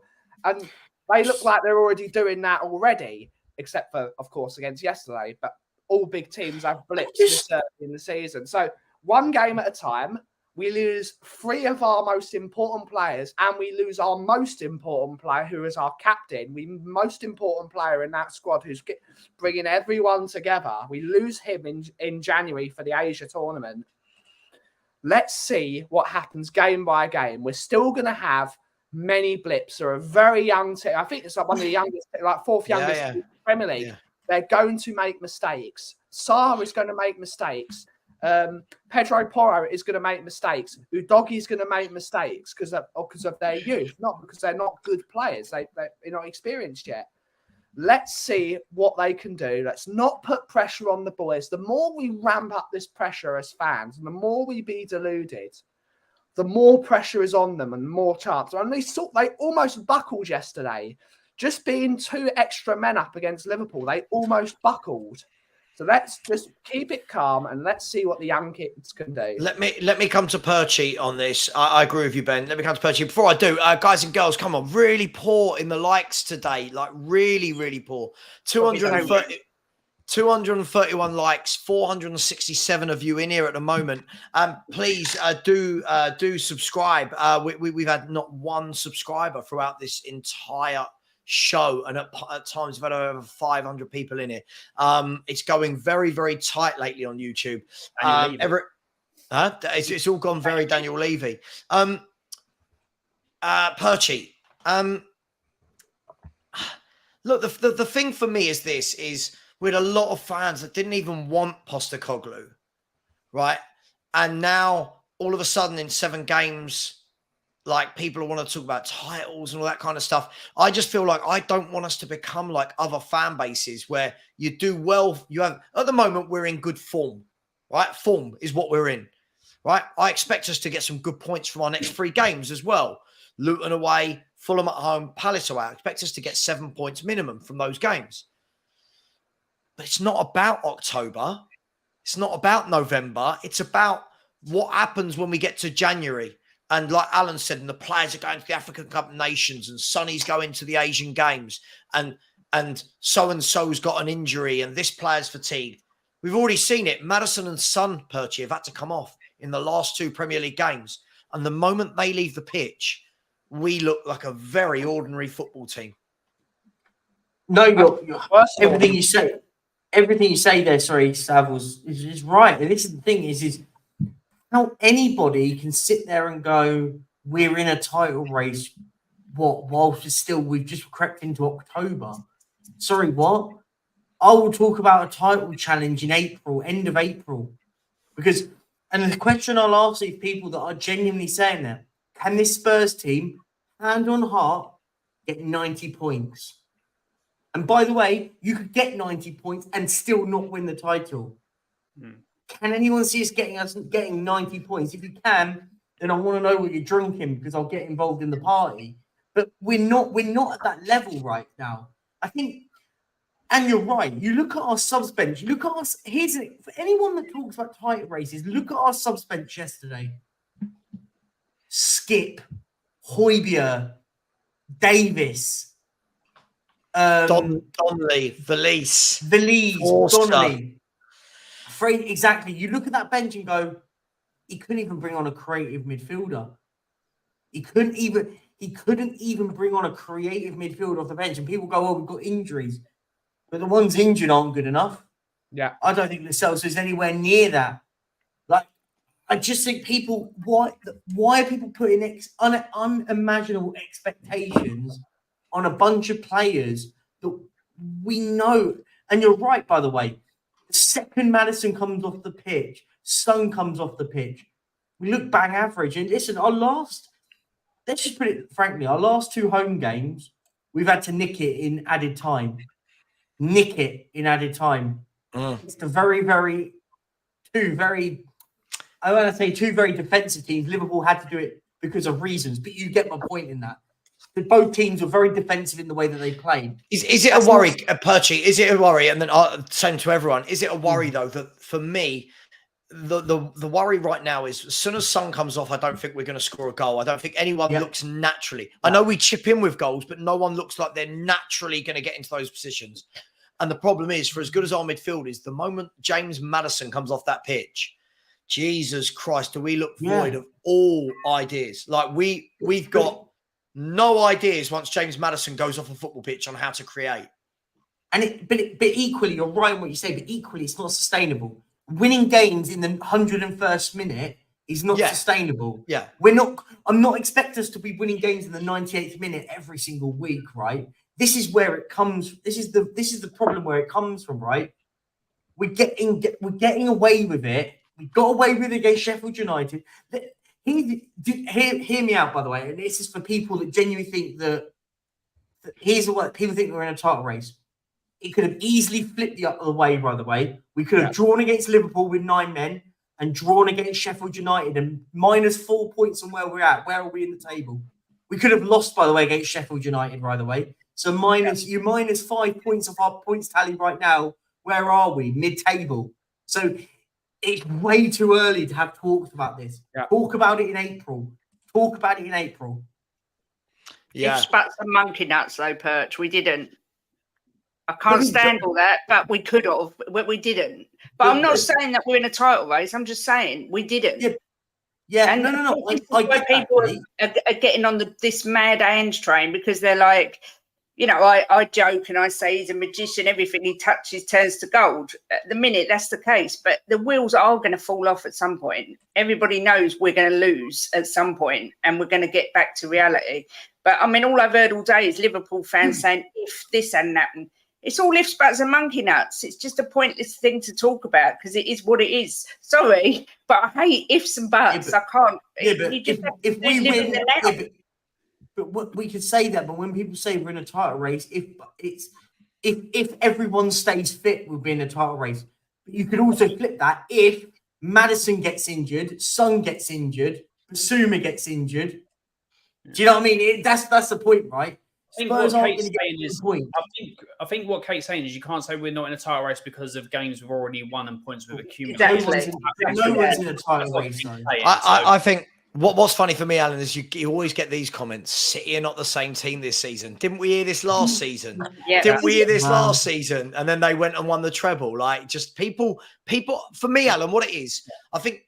Listen, I'm all for it. I'm loving what's happening at Spurs. Right, I was one of the originals. Right, that when Postecoglou's name was mentioned, I was one of the ones going, I like that that's what we need as a manager. That's what we need. I can't believe I'm going to say it. A project type manager that's going to galvanise, play good football, not going to need the big signings. That is what I think Tottenham Hotspur as a club needed because of the way we're run, right? But I'm not going to get deep into that. But all of a sudden, what we can't do is, where Perchie's right with the ifs, the buts and that, if you don't get that last-minute winner against Sheffield United, everyone's losing their mind. In the chat, do you remember, Haz, you were doing the watch-along with me on that game. I think you might have been as well, Perchie. People in the comments, loads of people in the comments at 1-1 or losing 1-0 to Sheffield United with 10 minutes to go, whatever it was, were, nothing's changed. See, we're Spursy. 10 minutes later, oh my God, this is different. It's like, that's how the mindset changes. Now, if that goal had not gone in last night from Matip, it goes in, of course, and I get Kate's point, and if buts and maybes are pointless, but that doesn't go in. The inquest is massive, right? For me, I'll be brutally honest. If that doesn't go in, the inquest for me yesterday is about how poor we were. I thought we were poor yesterday. Yeah, we won, and I'm not going to knock that 3 points, but we weren't good yesterday. We didn't play good football. We didn't move the ball well. We didn't test Alisson a lot. So I feel like people just need to, just a little bit of calm would be nice, Alan. I think what people need to do is you need to be consistent with it. And like I say all the time, it's so polarized in the fact that, we got the win yesterday, but you can still be critical of how poor we were breaking it and how narrow we were and the mistakes we made. You can do that on the games that we do. What is disingenuous is when you see Spurs, like obviously people, like you say, claiming about Sheffield United and all that were saying, nothing's changed, but then go on the win, we got the 3 points, but then don't come back to saying, well, there was problems. You need to be able to be consistent. In fact, that, okay, we got the win, but you can criticise. We lost against Fulham, but you can take a positive out of that, and the fact that Richardson's got his first goal, or like slight little things like that, like slight little positives. You need to be able to do both, but Spurs fans are like, nothing's changed, like you said about the Sheffield United game, or most people are going about nothing's changed with the Liverpool game and that. And then as soon as we win, people forget all the bad that happened, or the things where we look bad, or the mistakes and stuff like that. But you need to do both. You need to take the points. You need to move on. You need to say, okay, things look like they're changing, but you then need to be able to go back and say, although this went well, in the game that was just happening, you could have had we only got a point. To be fair, if the first goal had been counted and the mistake hadn't been made, they probably could have got all 3 points or got more from the game. So you need to be, obviously, you can't just go from one extreme to another and go, nothing else matters. But I don't do this whole, let's go back and if this happened, because that's in the past, we've got the points. But in the game as it goes, you can't go from criticising and then because you won, you can't then go back to saying anything bad. Because I got it in my comments today. What you saying? You don't trust Andrew? You bit? Don't. I'm so annoying. I love everything he's doing, but there's times where we need to do things. I think his changes yesterday weren't that great. I think that, and again, people will probably put it in the comments, or somebody might do it for fun, but. Again, he's doing loads of good right, but you can still criticise at the moment. Alex Ferguson, one of the greatest managers of all time in the Premier League, when he made mistakes, Man United fans called him out on it when he won so many titles. And I'm just thinking to myself, you need to be able to do that. But for some reason now, football fans, quite a lot of them are so sensitive. And the fact that as soon as you go against a player or a manager that they like, you need to support Arsenal, basically. Let's call it just quickly. I must get for some super chats just really quickly. First of all, Rodney Roberts, big up to you. I said all I can say is thank God Nunes never came on. I wouldn't have liked to have seen Nunes against our centre halves. I thought the centre backs yesterday weren't at their best, if I'm brutally honest. I thought we gave away a lot of silly chances, a lot of players unmarked in the box. I know I'm not allowed to say that because people will soon go, oh, well, if you don't understand, that's how Ange plays. I'm pretty sure no manager plays to allow centre forwards in the 6-yard box with 5 seconds to swivel and turn. Big up to you, Rodney. Rodney's coming again and said, guys, how do we fix up and who do we buy? Your views. We're going to come back to this in a bit. We are going to go into this for the last 20 minutes of the show. So thank you, Rodney. We'll come back to that in a second. Jim has said, if we win the league, I'll buy Kate a 2-carat diamond ring. Well, I'll be honest, Jim. If we win the league, I'll buy Kate a 2-diamond carat ring as well, and she can have one for each hand. That is getting clipped. I hate to burst bubbles. I've supported Spurs for 40 years. I've seen this time and time again. Fans getting way overexcited, and then when we don't win the league, it's people like me. It's my fault. It was my negative energy, not me being realistic. but it is what it is. Big up, Jim. Much love to you, mate. And Sam Folds, I love this guy. He's been in my chat all day. Let's have a look at City without Rodri. I'm sorry. Man City didn't lose to Wolves because of Rodri. Man City had like 80% of the ball and had about 30 shots in the game. Man City didn't win yesterday because they didn't finish their dinner. Yeah. I mean, it's such a, for me, this is what I mean by context. Yeah. Context for me, guys. You know, I love my word context. Consistency. Context and consistency. We can't just say, oh, Rodri was out. That's why they didn't score any of their 30 chances. I'm sorry. I'm not hearing it. Let's have a look at City without Rodri. Yeah, look at City. I heard this about them without De Bruyne. I don't even know why we're even talking about City. But yeah, it makes me laugh. Yeah, I don't understand why football fans are so desperate to look far into the future. Why are we looking at a title? I agree. Why can't we look? It's like businesses now. Like most of the businesses in my sector are already planning Christmas last month in August. Why can't you plan September, October, November before you start thinking about bloody Christmas? We need to start thinking about, all right, we've got 3 games this month. There are 3 very winnable games. Instead of thinking about glorious title challenges and sabres going into the Valley of Death Road to 600, in the words of Lord Alfred Tennyson, why don't we think about, let's see how many games we can win in October and then how many games we can win in November. And then we can start looking and see where we are as a football. Why can't we just narrow everything's about the bigger picture, Look where we are at the moment. We're doing well. There's room to improvement. Yeah. We have a couple of issues and we've got dead food and Ollie Skip coming on. Let's just be realistic. And let's see where we're going.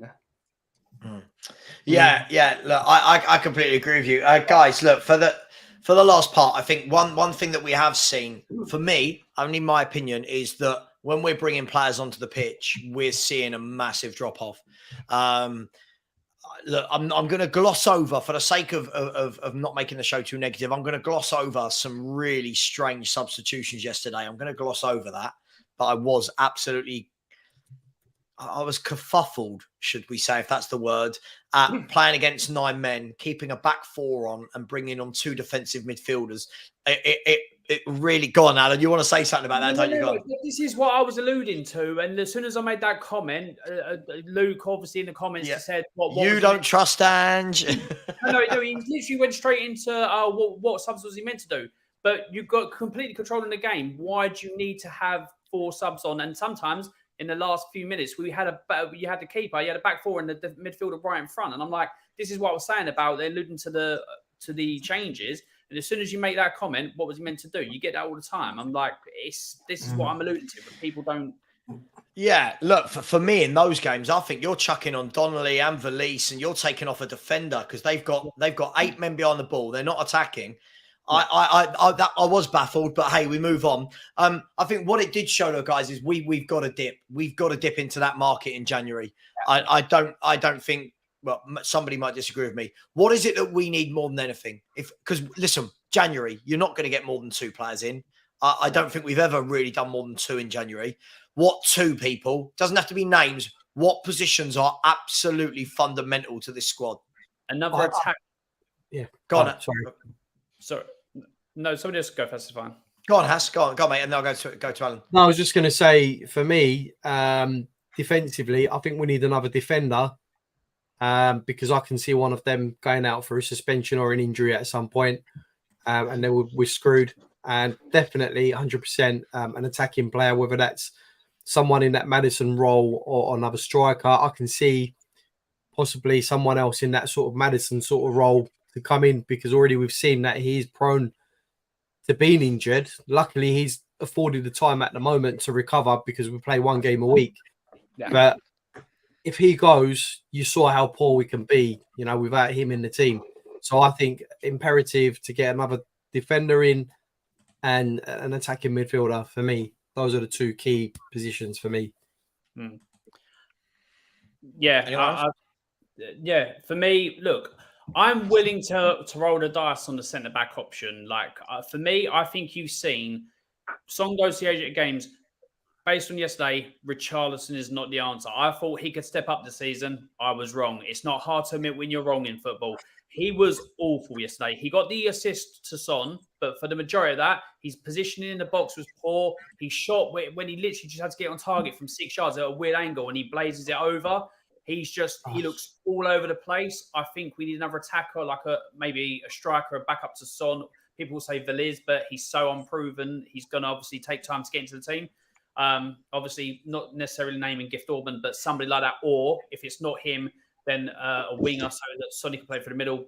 And maybe but you need somebody in that attacking thing. And also you need a backup to Maddison, because you've seen that drop off. As soon as he goes, there is nobody that can create from the middle. And I don't even think, or as much as I think Kulu could do a job, nowhere near the level that Maddison could do, does. So I think more attacking than anything, because the other area, like as a backup to Maddison of quality, and then a striker, because that midfield is fine. That defense is doing well, barring any injuries, touch wood. But yeah, definitely is that forward line for me that needs a bit of extra something. Just quickly, by the way, everyone, I completely, loads of people said this, I completely understand why Son and Maddison come off. My point wasn't them being subbed off. My point was, first of all, what we put on. Second of all, for me, there was no need to keep 4 defenders on and 2 defensive midfielders when playing against 9 men. And it's all right to say it worked, but it very, very nearly didn't, and we weren't creating chances. So I think like many in my watch along, I think everyone was a little bit like, why have we done that? Why have we brought on Davis and Skip and Højbjerg? And, you know, why not just go Donnelly and Veliz up front, you know, and whip balls in. Let's do something different. Propulsion to the wind. Right. That's all I was saying. It felt like Conte ball all over again when those two come on. For me, like that. I was just going to say, for me, we need another centre-back and a striker for me. But, I mean, I could name 5 or 6 positions. Obviously, I think we all could, where we need reinforcements, but they're the 2 that I think we're desperately crying out for. If Sonny when Sonny goes away for the Asian Cup, I just don't know where the goals are going to come from. I really honestly don't. So, yeah, it's quite concerning, but it is what it is, which we'll see in January if Levy puts his hand in his pocket. Well, isn't that, guys? Isn't that half the battle? Like, I feel like everyone's going on as though everything is so different from the owner's perspective. But we've been here before. And I'm not saying we're there right now, by the way. We've been at the end of December, beginning of January before, where we've turned a year doing very well. Jose Mourinho, we were top in December. Pochettino, we were second in the table and chasing. Harry Redknapp, if anyone goes back to those days where we were 3 or 4 points off the top, and he bought Saha and Nelson. I think, you know, for me, I'll always put the elephant in the room. And again, people can call me negative. This is reality. I say these things every year and nothing's changed. So far, I'm waiting for the owners to prove me wrong on this. Everyone's going on as though it's a foregone conclusion that we did literally get to January and then they go boom, boom, boom and drop in what we need. Is anyone that confident that we'll do that? And I'm not talking about young players. That's cool. I'm all for young players. But if we were 5 or 6 points off a title come January, is anyone really of the mindset that Daniel Levy will go, right, let's go and buy that £60 million striker that gets us over the edge? I'll come to you first, Haz. Yeah, I'll come to you first. 1 second. Is anyone of the mindset that he's going to say, yeah, here's £60 million for that striker that gets you over the edge? Or is he going to look at it and go, well, hang on, you're second. Why do you need more players? You're second. He's never done it before, so people are going to revert back to he's not. Until he proves different, until he decides that he's going to be a big boy and back a manager in regards to, you know, getting him over the line. Big up Brian Daigle, safe travels, my friend. I'll come back to that in a minute, don't worry.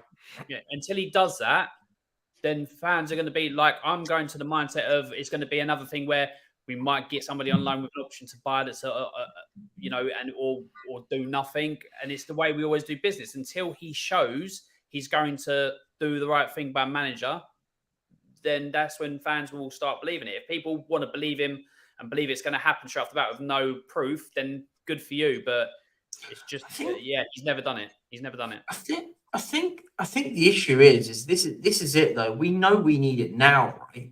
I think it's a situation now where good scouting and good recruitment gets done, but in advance.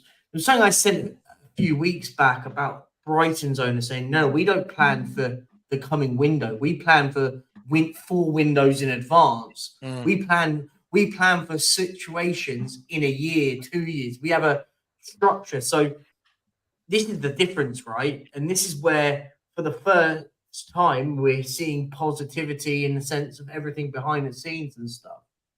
But what happens has to happen in January.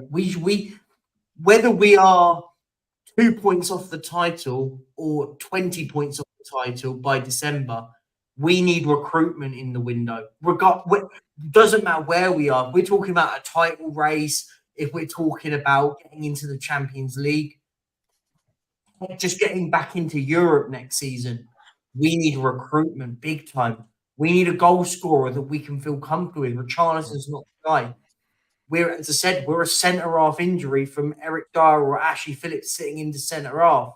So that's where we're at the moment. So we can talk about if we're on a title, if we're a couple points off Man City by the 1st of January. I don't think it matters. We need recruitment in January. No, you're right. I mean, Haz, let me come to you. Perchy is right. We do need recruitment in January. I've got no doubt we'll get recruitment. My worry is to what level will it be? Because there's a huge difference between giving a manager players to learn and grow with, and there's a huge difference between being in a title race at that point, if we are hypothetically, and saying, right, what do you need to get over the line? Yeah, they cost, right? They cost. Yeah, for me, we're not going to get the recruitment that everyone's expecting for a title charge, because the priority isn't the title.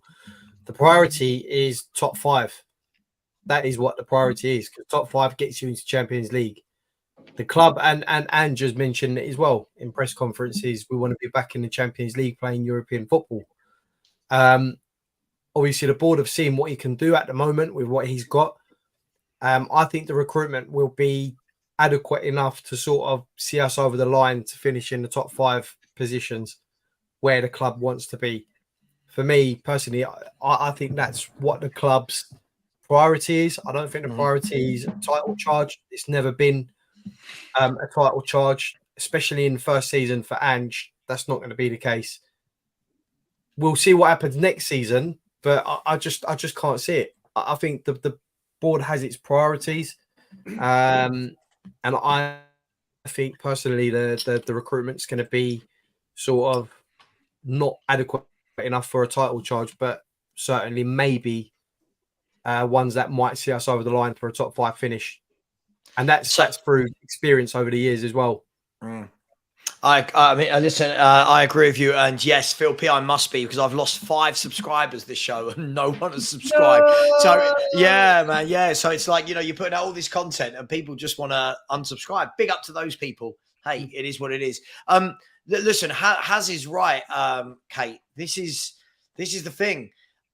This is whenever I say things that I don't think Spurs are going to win a title, I'm not being negative. I just truly don't believe it. And I know now that in life, in culture, unless you are out there with these ridiculous clickbait opinions, that people think you're being negative. I don't think I am. I think I'm being realistic. Tottenham Hotspur won't win the league. Clip this. I tell you what, here's what we do. Clip this. If Tottenham Hotspur win the league, I will donate £5,000, to the charity of someone's choice, should we lift that Premier League title. I'm happy to be wrong. I'm happy to be wrong to the tune of 5K. Don't forget the 2K, the 2-carat diamond ring as well. Don't get out of that one. Oh, right. Yeah. I was going to donate the ring. So, and the reason I bring that up is I think that now our expectations as a fan base might be that people think we can go and win the league and that. But Haz is right. Is the expectation of the club in January, even if they see us floating around the top 3, is their expectations going to be, hang on, we could win a league? Is it? No. Is that how they operate? No, I don't think so.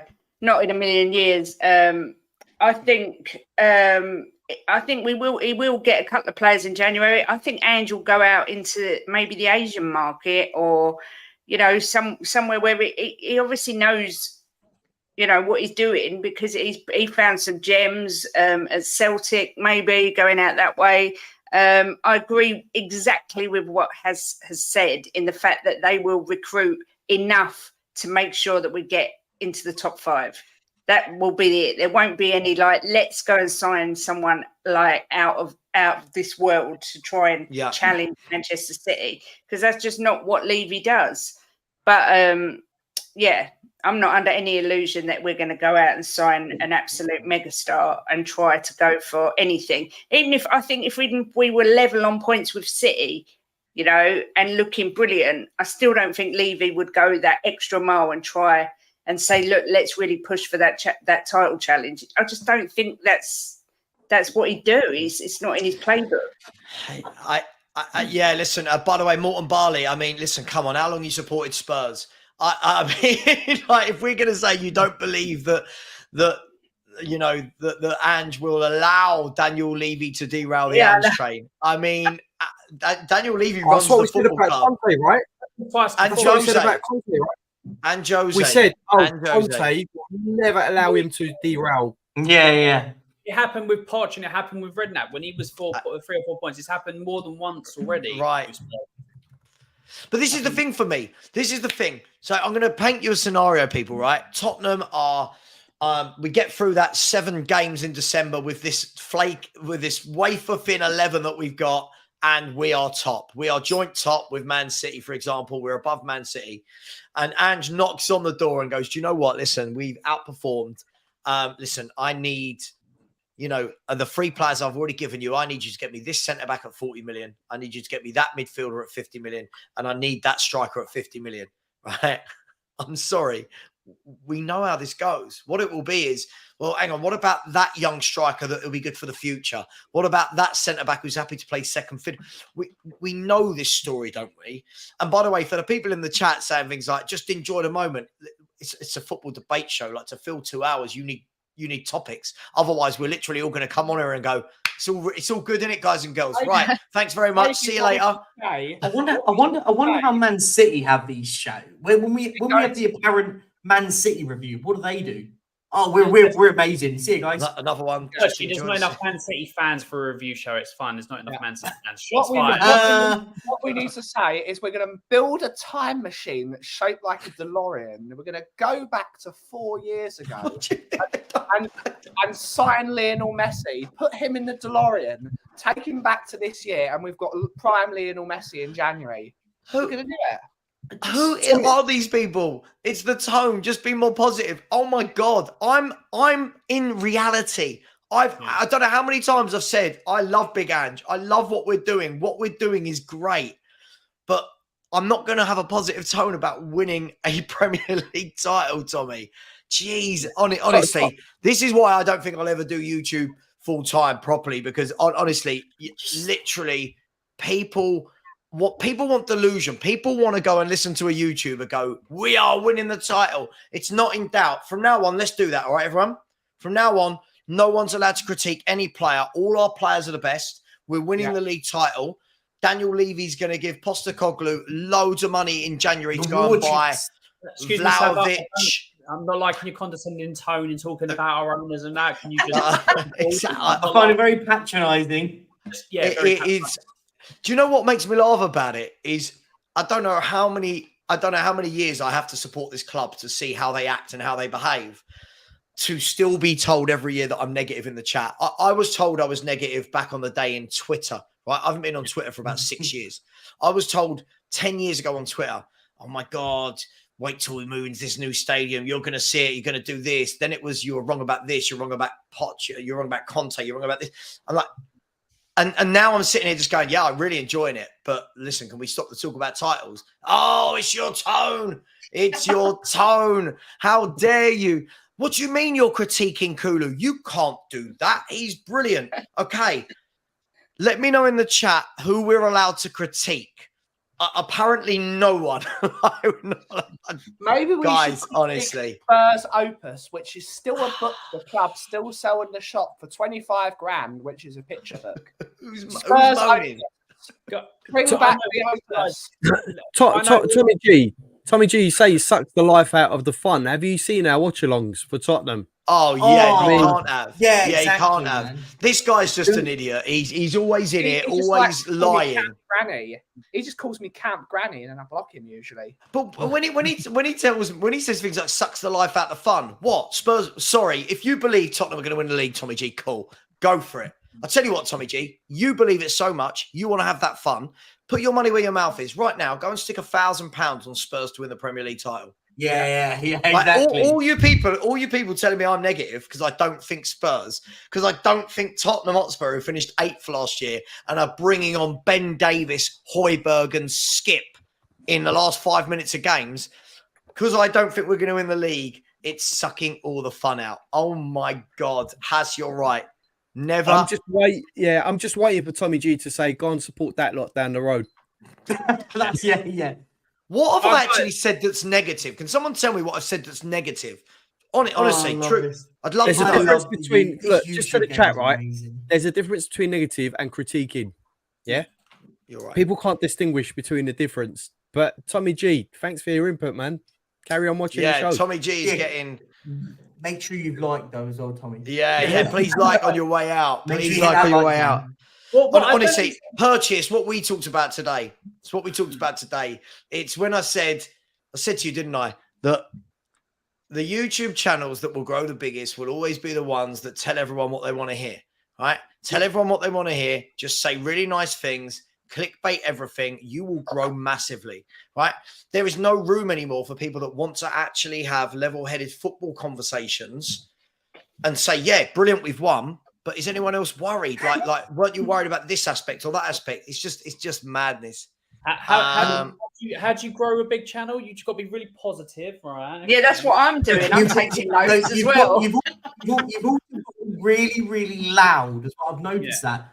You've got to be really, really loud. It's madness. I watch some shows and you've just got to yell louder than everyone else. It's crazy. Should we try it, Steva? Next 5 minutes, just yell a bit louder. Yeah. You might get 5 more. All right, everybody, how many games in? How many games will there be left before we win the league? I reckon we win it with 4 games to go. 114. 114 games to go. 100% finishing 6 points above City this season. 100%. I'm on it. No. That's so negative. That's so negative. It's got to be at least 15 points above City. At least. Come on. If you don't go, get sorry, my bad. My bad. And we just lost another 5 subscribers. This is what I mean. Literally, it's brilliant. I love YouTube as much as I hate it. It's so funny. Literally, our watch-alongs are brilliant. We have so much fun doing them. Right. And I notice whenever I'm positive in those watch-alongs, these people never go, yeah, you're positive. As soon as I critique a player, Kulu, oh my God, you can't say anything about him. We're winning. So? Yeah. So what? No one liked my idea of building a time machine and getting Messi. We're finishing with 110 points because we're winning the last 31 games of the season, and we're finishing with 110 points, guys. Son's going to get nominated for Ballon d'Or. Kulusevski is going to be the greatest ever Sweden. He'll be known as Mr. Sweden by the end of the season. And Richarlison will have a statue outside of White Hart Lane. And Daniel Levy will be Sir Daniel Levy by the end of the season. There we go, guys. That's the end of the show. Have an amazing day. And we're going to change the motif on the shirts from a cockerel to a kangaroo.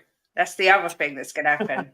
Guys, we're going to get a golden trophy. It's all good. It's all good. Do you know what? I'll tell you what. The funniest thing that I always find, and we are going to end the show in the next 2 minutes. Funniest thing I always find is I like to pride myself, and I'm one of few YouTubers that will read out a lot of comments, that will try and get to everybody, that will include them. And it seems to work against you. I feel like I might get to that stage where I just don't read out comments. Like, it's just like, it's crazy. I don't know what's happened to the YouTube community. I don't know. You're digging yourself a hole. You're digging yourself a hole. This guy again. I'm sure he's a made-up preacher, this guy. Yeah, he's made up. He's made up. Yeah. He's made up. I've already offered it. Listen, he just pops out everybody. Hang on. We've got. Here we go. Oh, it's happening. Oh, hang on, guys. It's happening now. Have you noticed? This it guy takes over 2 hours, by the way. You said this every time. It takes over 2 hours, and all 2 of a sudden hours. the idiots come. 2 hours. 2 hours, right? I tell you, the funny thing is, this guy was in my on my YouTube comments earlier today. He's actually been saying some football points in the chat, and then the moment everyone, a couple of people have a dig, everyone else joins in and wants to have a little dig, and it's just like, listen, I think it's time for the show to end. This is the bad side of YouTube, unfortunately. Is people like Sam Folds, whose mum and dad should have not had him, because you are a waste of space. I'm going to call it out. If you're going to attack me, I'll attack you back. Waste of space. I really think you were either dropped on your head. Listen, I'm going to stop the show there, because I'm getting a little bit frustrated with how silly it's got. Told you, Perchy, get to the 2 hour mark. Yeah, people turn into idiots. This, don't we? As soon as it hits the 2 hour mark. Listen, guys. Get out of the chat now. None of that now. Oh, Sam. Feel free to leave a super chat, Sam. By, yes, Sam, smash the like button. Oh, yeah. It's fine. It's fine. Listen, okay, cool. My missus is a whore. Wow. So am I. I was going to call her, then everyone would have known her name. I was going to go. Listen, everybody. I think we've hit that time. Big up to everyone. Thank you to all the sensible people in the chat. What I will ask is, we have lost like 9 subscribers throughout the show tonight, which is crazy. I thought we'd had some good debates here, some good chat. I'm putting the link in the chat. If there are any good people that haven't, please do put the comments in. Alan, thank you so much, mate. Where can people find you? What you got coming out? People can find me. Time added on is the thing. I'm going to be really positive on there from now on, guys. We're winning the league. We're winning it all. Doubles come in. So, yeah, make sure you join me there to get them subs up. No, I'm joking. Time added on is where you can find me. Pretty much more shows about the fallout of the Liverpool game, because I'm trying to get some crying Liverpool fans on that won't show up. And that's about it at the moment until we get to Luton, which might do a watch along, might do a reaction show. But yeah, that's where you can find me. Time added on for ultra positiveness. Make sure you subscribe. There you go. Big up. Listen, thank you. Please get over and subscribe to Alan. And if any of the mods are in the chat, please can you whack in the perfect. Okay, brilliant. Perchy, where can people find you? What you got coming up, my man? At the Perchy TV. Daily show. Well, I say daily. I'm going to probably cut back a little bit and just do a few in the week now. I'll be a show with TJ Warren in the week, pushing that back because he's busy Tuesday, so can't do it then. So probably later on in the week. And a few other things with a few other creators, more constant videos coming out, more and more stuff. And every Saturday around the ground, bit of fun, some great new things. Big up Suze for the really, really cool goal and alert thing that Sava's now got. She did say, "Did you pass it on to Sava?" And I said, "Yes." That one. It's not as good as the toxic alert though, Perch. She needs to do that. It was the idea. That was one of the ideas where it did come from. So bring the toxic alert, Sophie. It's what we need. But yeah, come find me at the Perchy TV. Come find me at the Perchy TV. We're on the push for 2,500. We're about 140 on the way. So big up to you guys. Yeah, big up. Oh, thank you, Susie. Thank you very much. She's making me my very own special. I thought it was a surprise. I didn't say anything. But yeah, is it going to be me popping up on the screen? Big up, Haz. Tell everyone where they can find you, boys. I'll keep it nice and short, guys. Southviews, Kais, myself, Marlon, Ashmatic. You can catch us for match reactions after every game. Wednesdays, we have the Rivals show. Tuesdays, we have the review. Did I say?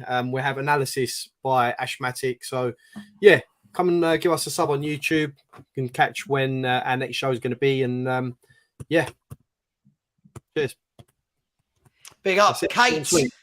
Kate. Don't worry, we're going to give you the art of jumping in. Go on. Give your mic. Tell everyone where they can find you. And please get over and subscribe to everyone. Just a girl who loves Spurs. I'm there every lunchtime. Tuesday mornings at 10 o'clock. I'm with Sava and Ellie for our little Tuesday morning show. Loads going on. I've got the legend that is Paul Stewart booked in for next month. I'm so excited. And a few other legends. Don't want to give too much away, but I think Graham Roberts is going to be making an appearance. So yeah, loads going on. So yeah, please come over. I'm nearly at 600. I think I'm 21 away. So I'm moving on up. But please don't be nasty in chat. It's just totally unnecessary. And you know, whether you liked anyone or not, it's just totally unnecessary. And it's so toxic and it's just nasty. This is a football debate show. There's just no need for it. So yeah, that's all I was going to say. Spread the love. Right. Thanks, Kate. And please do subscribe to all of those guys. And Ben, the mod father. That's me. Yes, you can find us on the Coffee Company every day at 2 p.m. Doing your usual nice person chats until Bobby K usually comes on and makes it a bit of a playground, which is always fun. And from this week, coming with Mr. Daigle going back to Toronto, I will be taking a couple of the shows in the morning. So Cockle Doodle Doo tomorrow at 9 a.m. on Tottenham on Tour, the world famous home of Levy Out. And get over there. We are on the road to 8,000 subscribers. And so get over to there. We've got some great videos from the game yesterday that are getting some really good numbers. So thank you to everyone that's watched those. Yeah, support Tottenham on Tour, but we're 57 away from 600 on the Coffee Company. So to get over there, drink some coffee and all that jazz. Perfect. I won't even bother asking anyone to subscribe to me. It's gone completely downhill for me today. I've lost. Some you win, some you lose. Just call me San Marino. Big up, guys. Listen, thanks everyone for coming on. I really do appreciate it. Thank you for all the super chats. A big shout out as well to Brian Daigle, who is flying back tomorrow. I believe it's tomorrow. Flying back to Canada. Big up, my friend. Have a wonderful flight. Hope you get some good food on there. Hope you find a Levy in person sitting next to you on the plane. That would be very interesting. No, listen, it was Daniel Levy. That'd be even better. Absolutely better. Yeah, it'd be one of those videos, wouldn't it? Like a man was detained in his flight and was arrested as he landed in Toronto. Big up to everyone. Thank you so much to everyone who's made this show, which was good fun.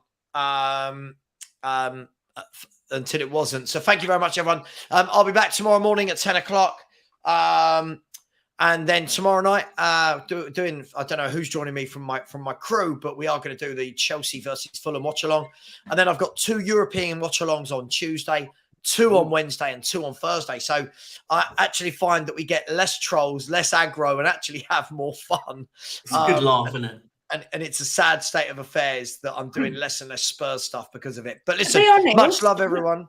I was going to say, Sava, when we come on with you on a Tuesday, I don't think we've ever had trolls. When the ladies are on, it's you and Ellie. It's you and Ellie. It must be. We bring the love. Yeah. So good. Thank you to you 6. Thank you to my wife, who's a whore, and thank you to absolutely every single person. See you later, and go on, Ben. See us out. And as always, Levy out.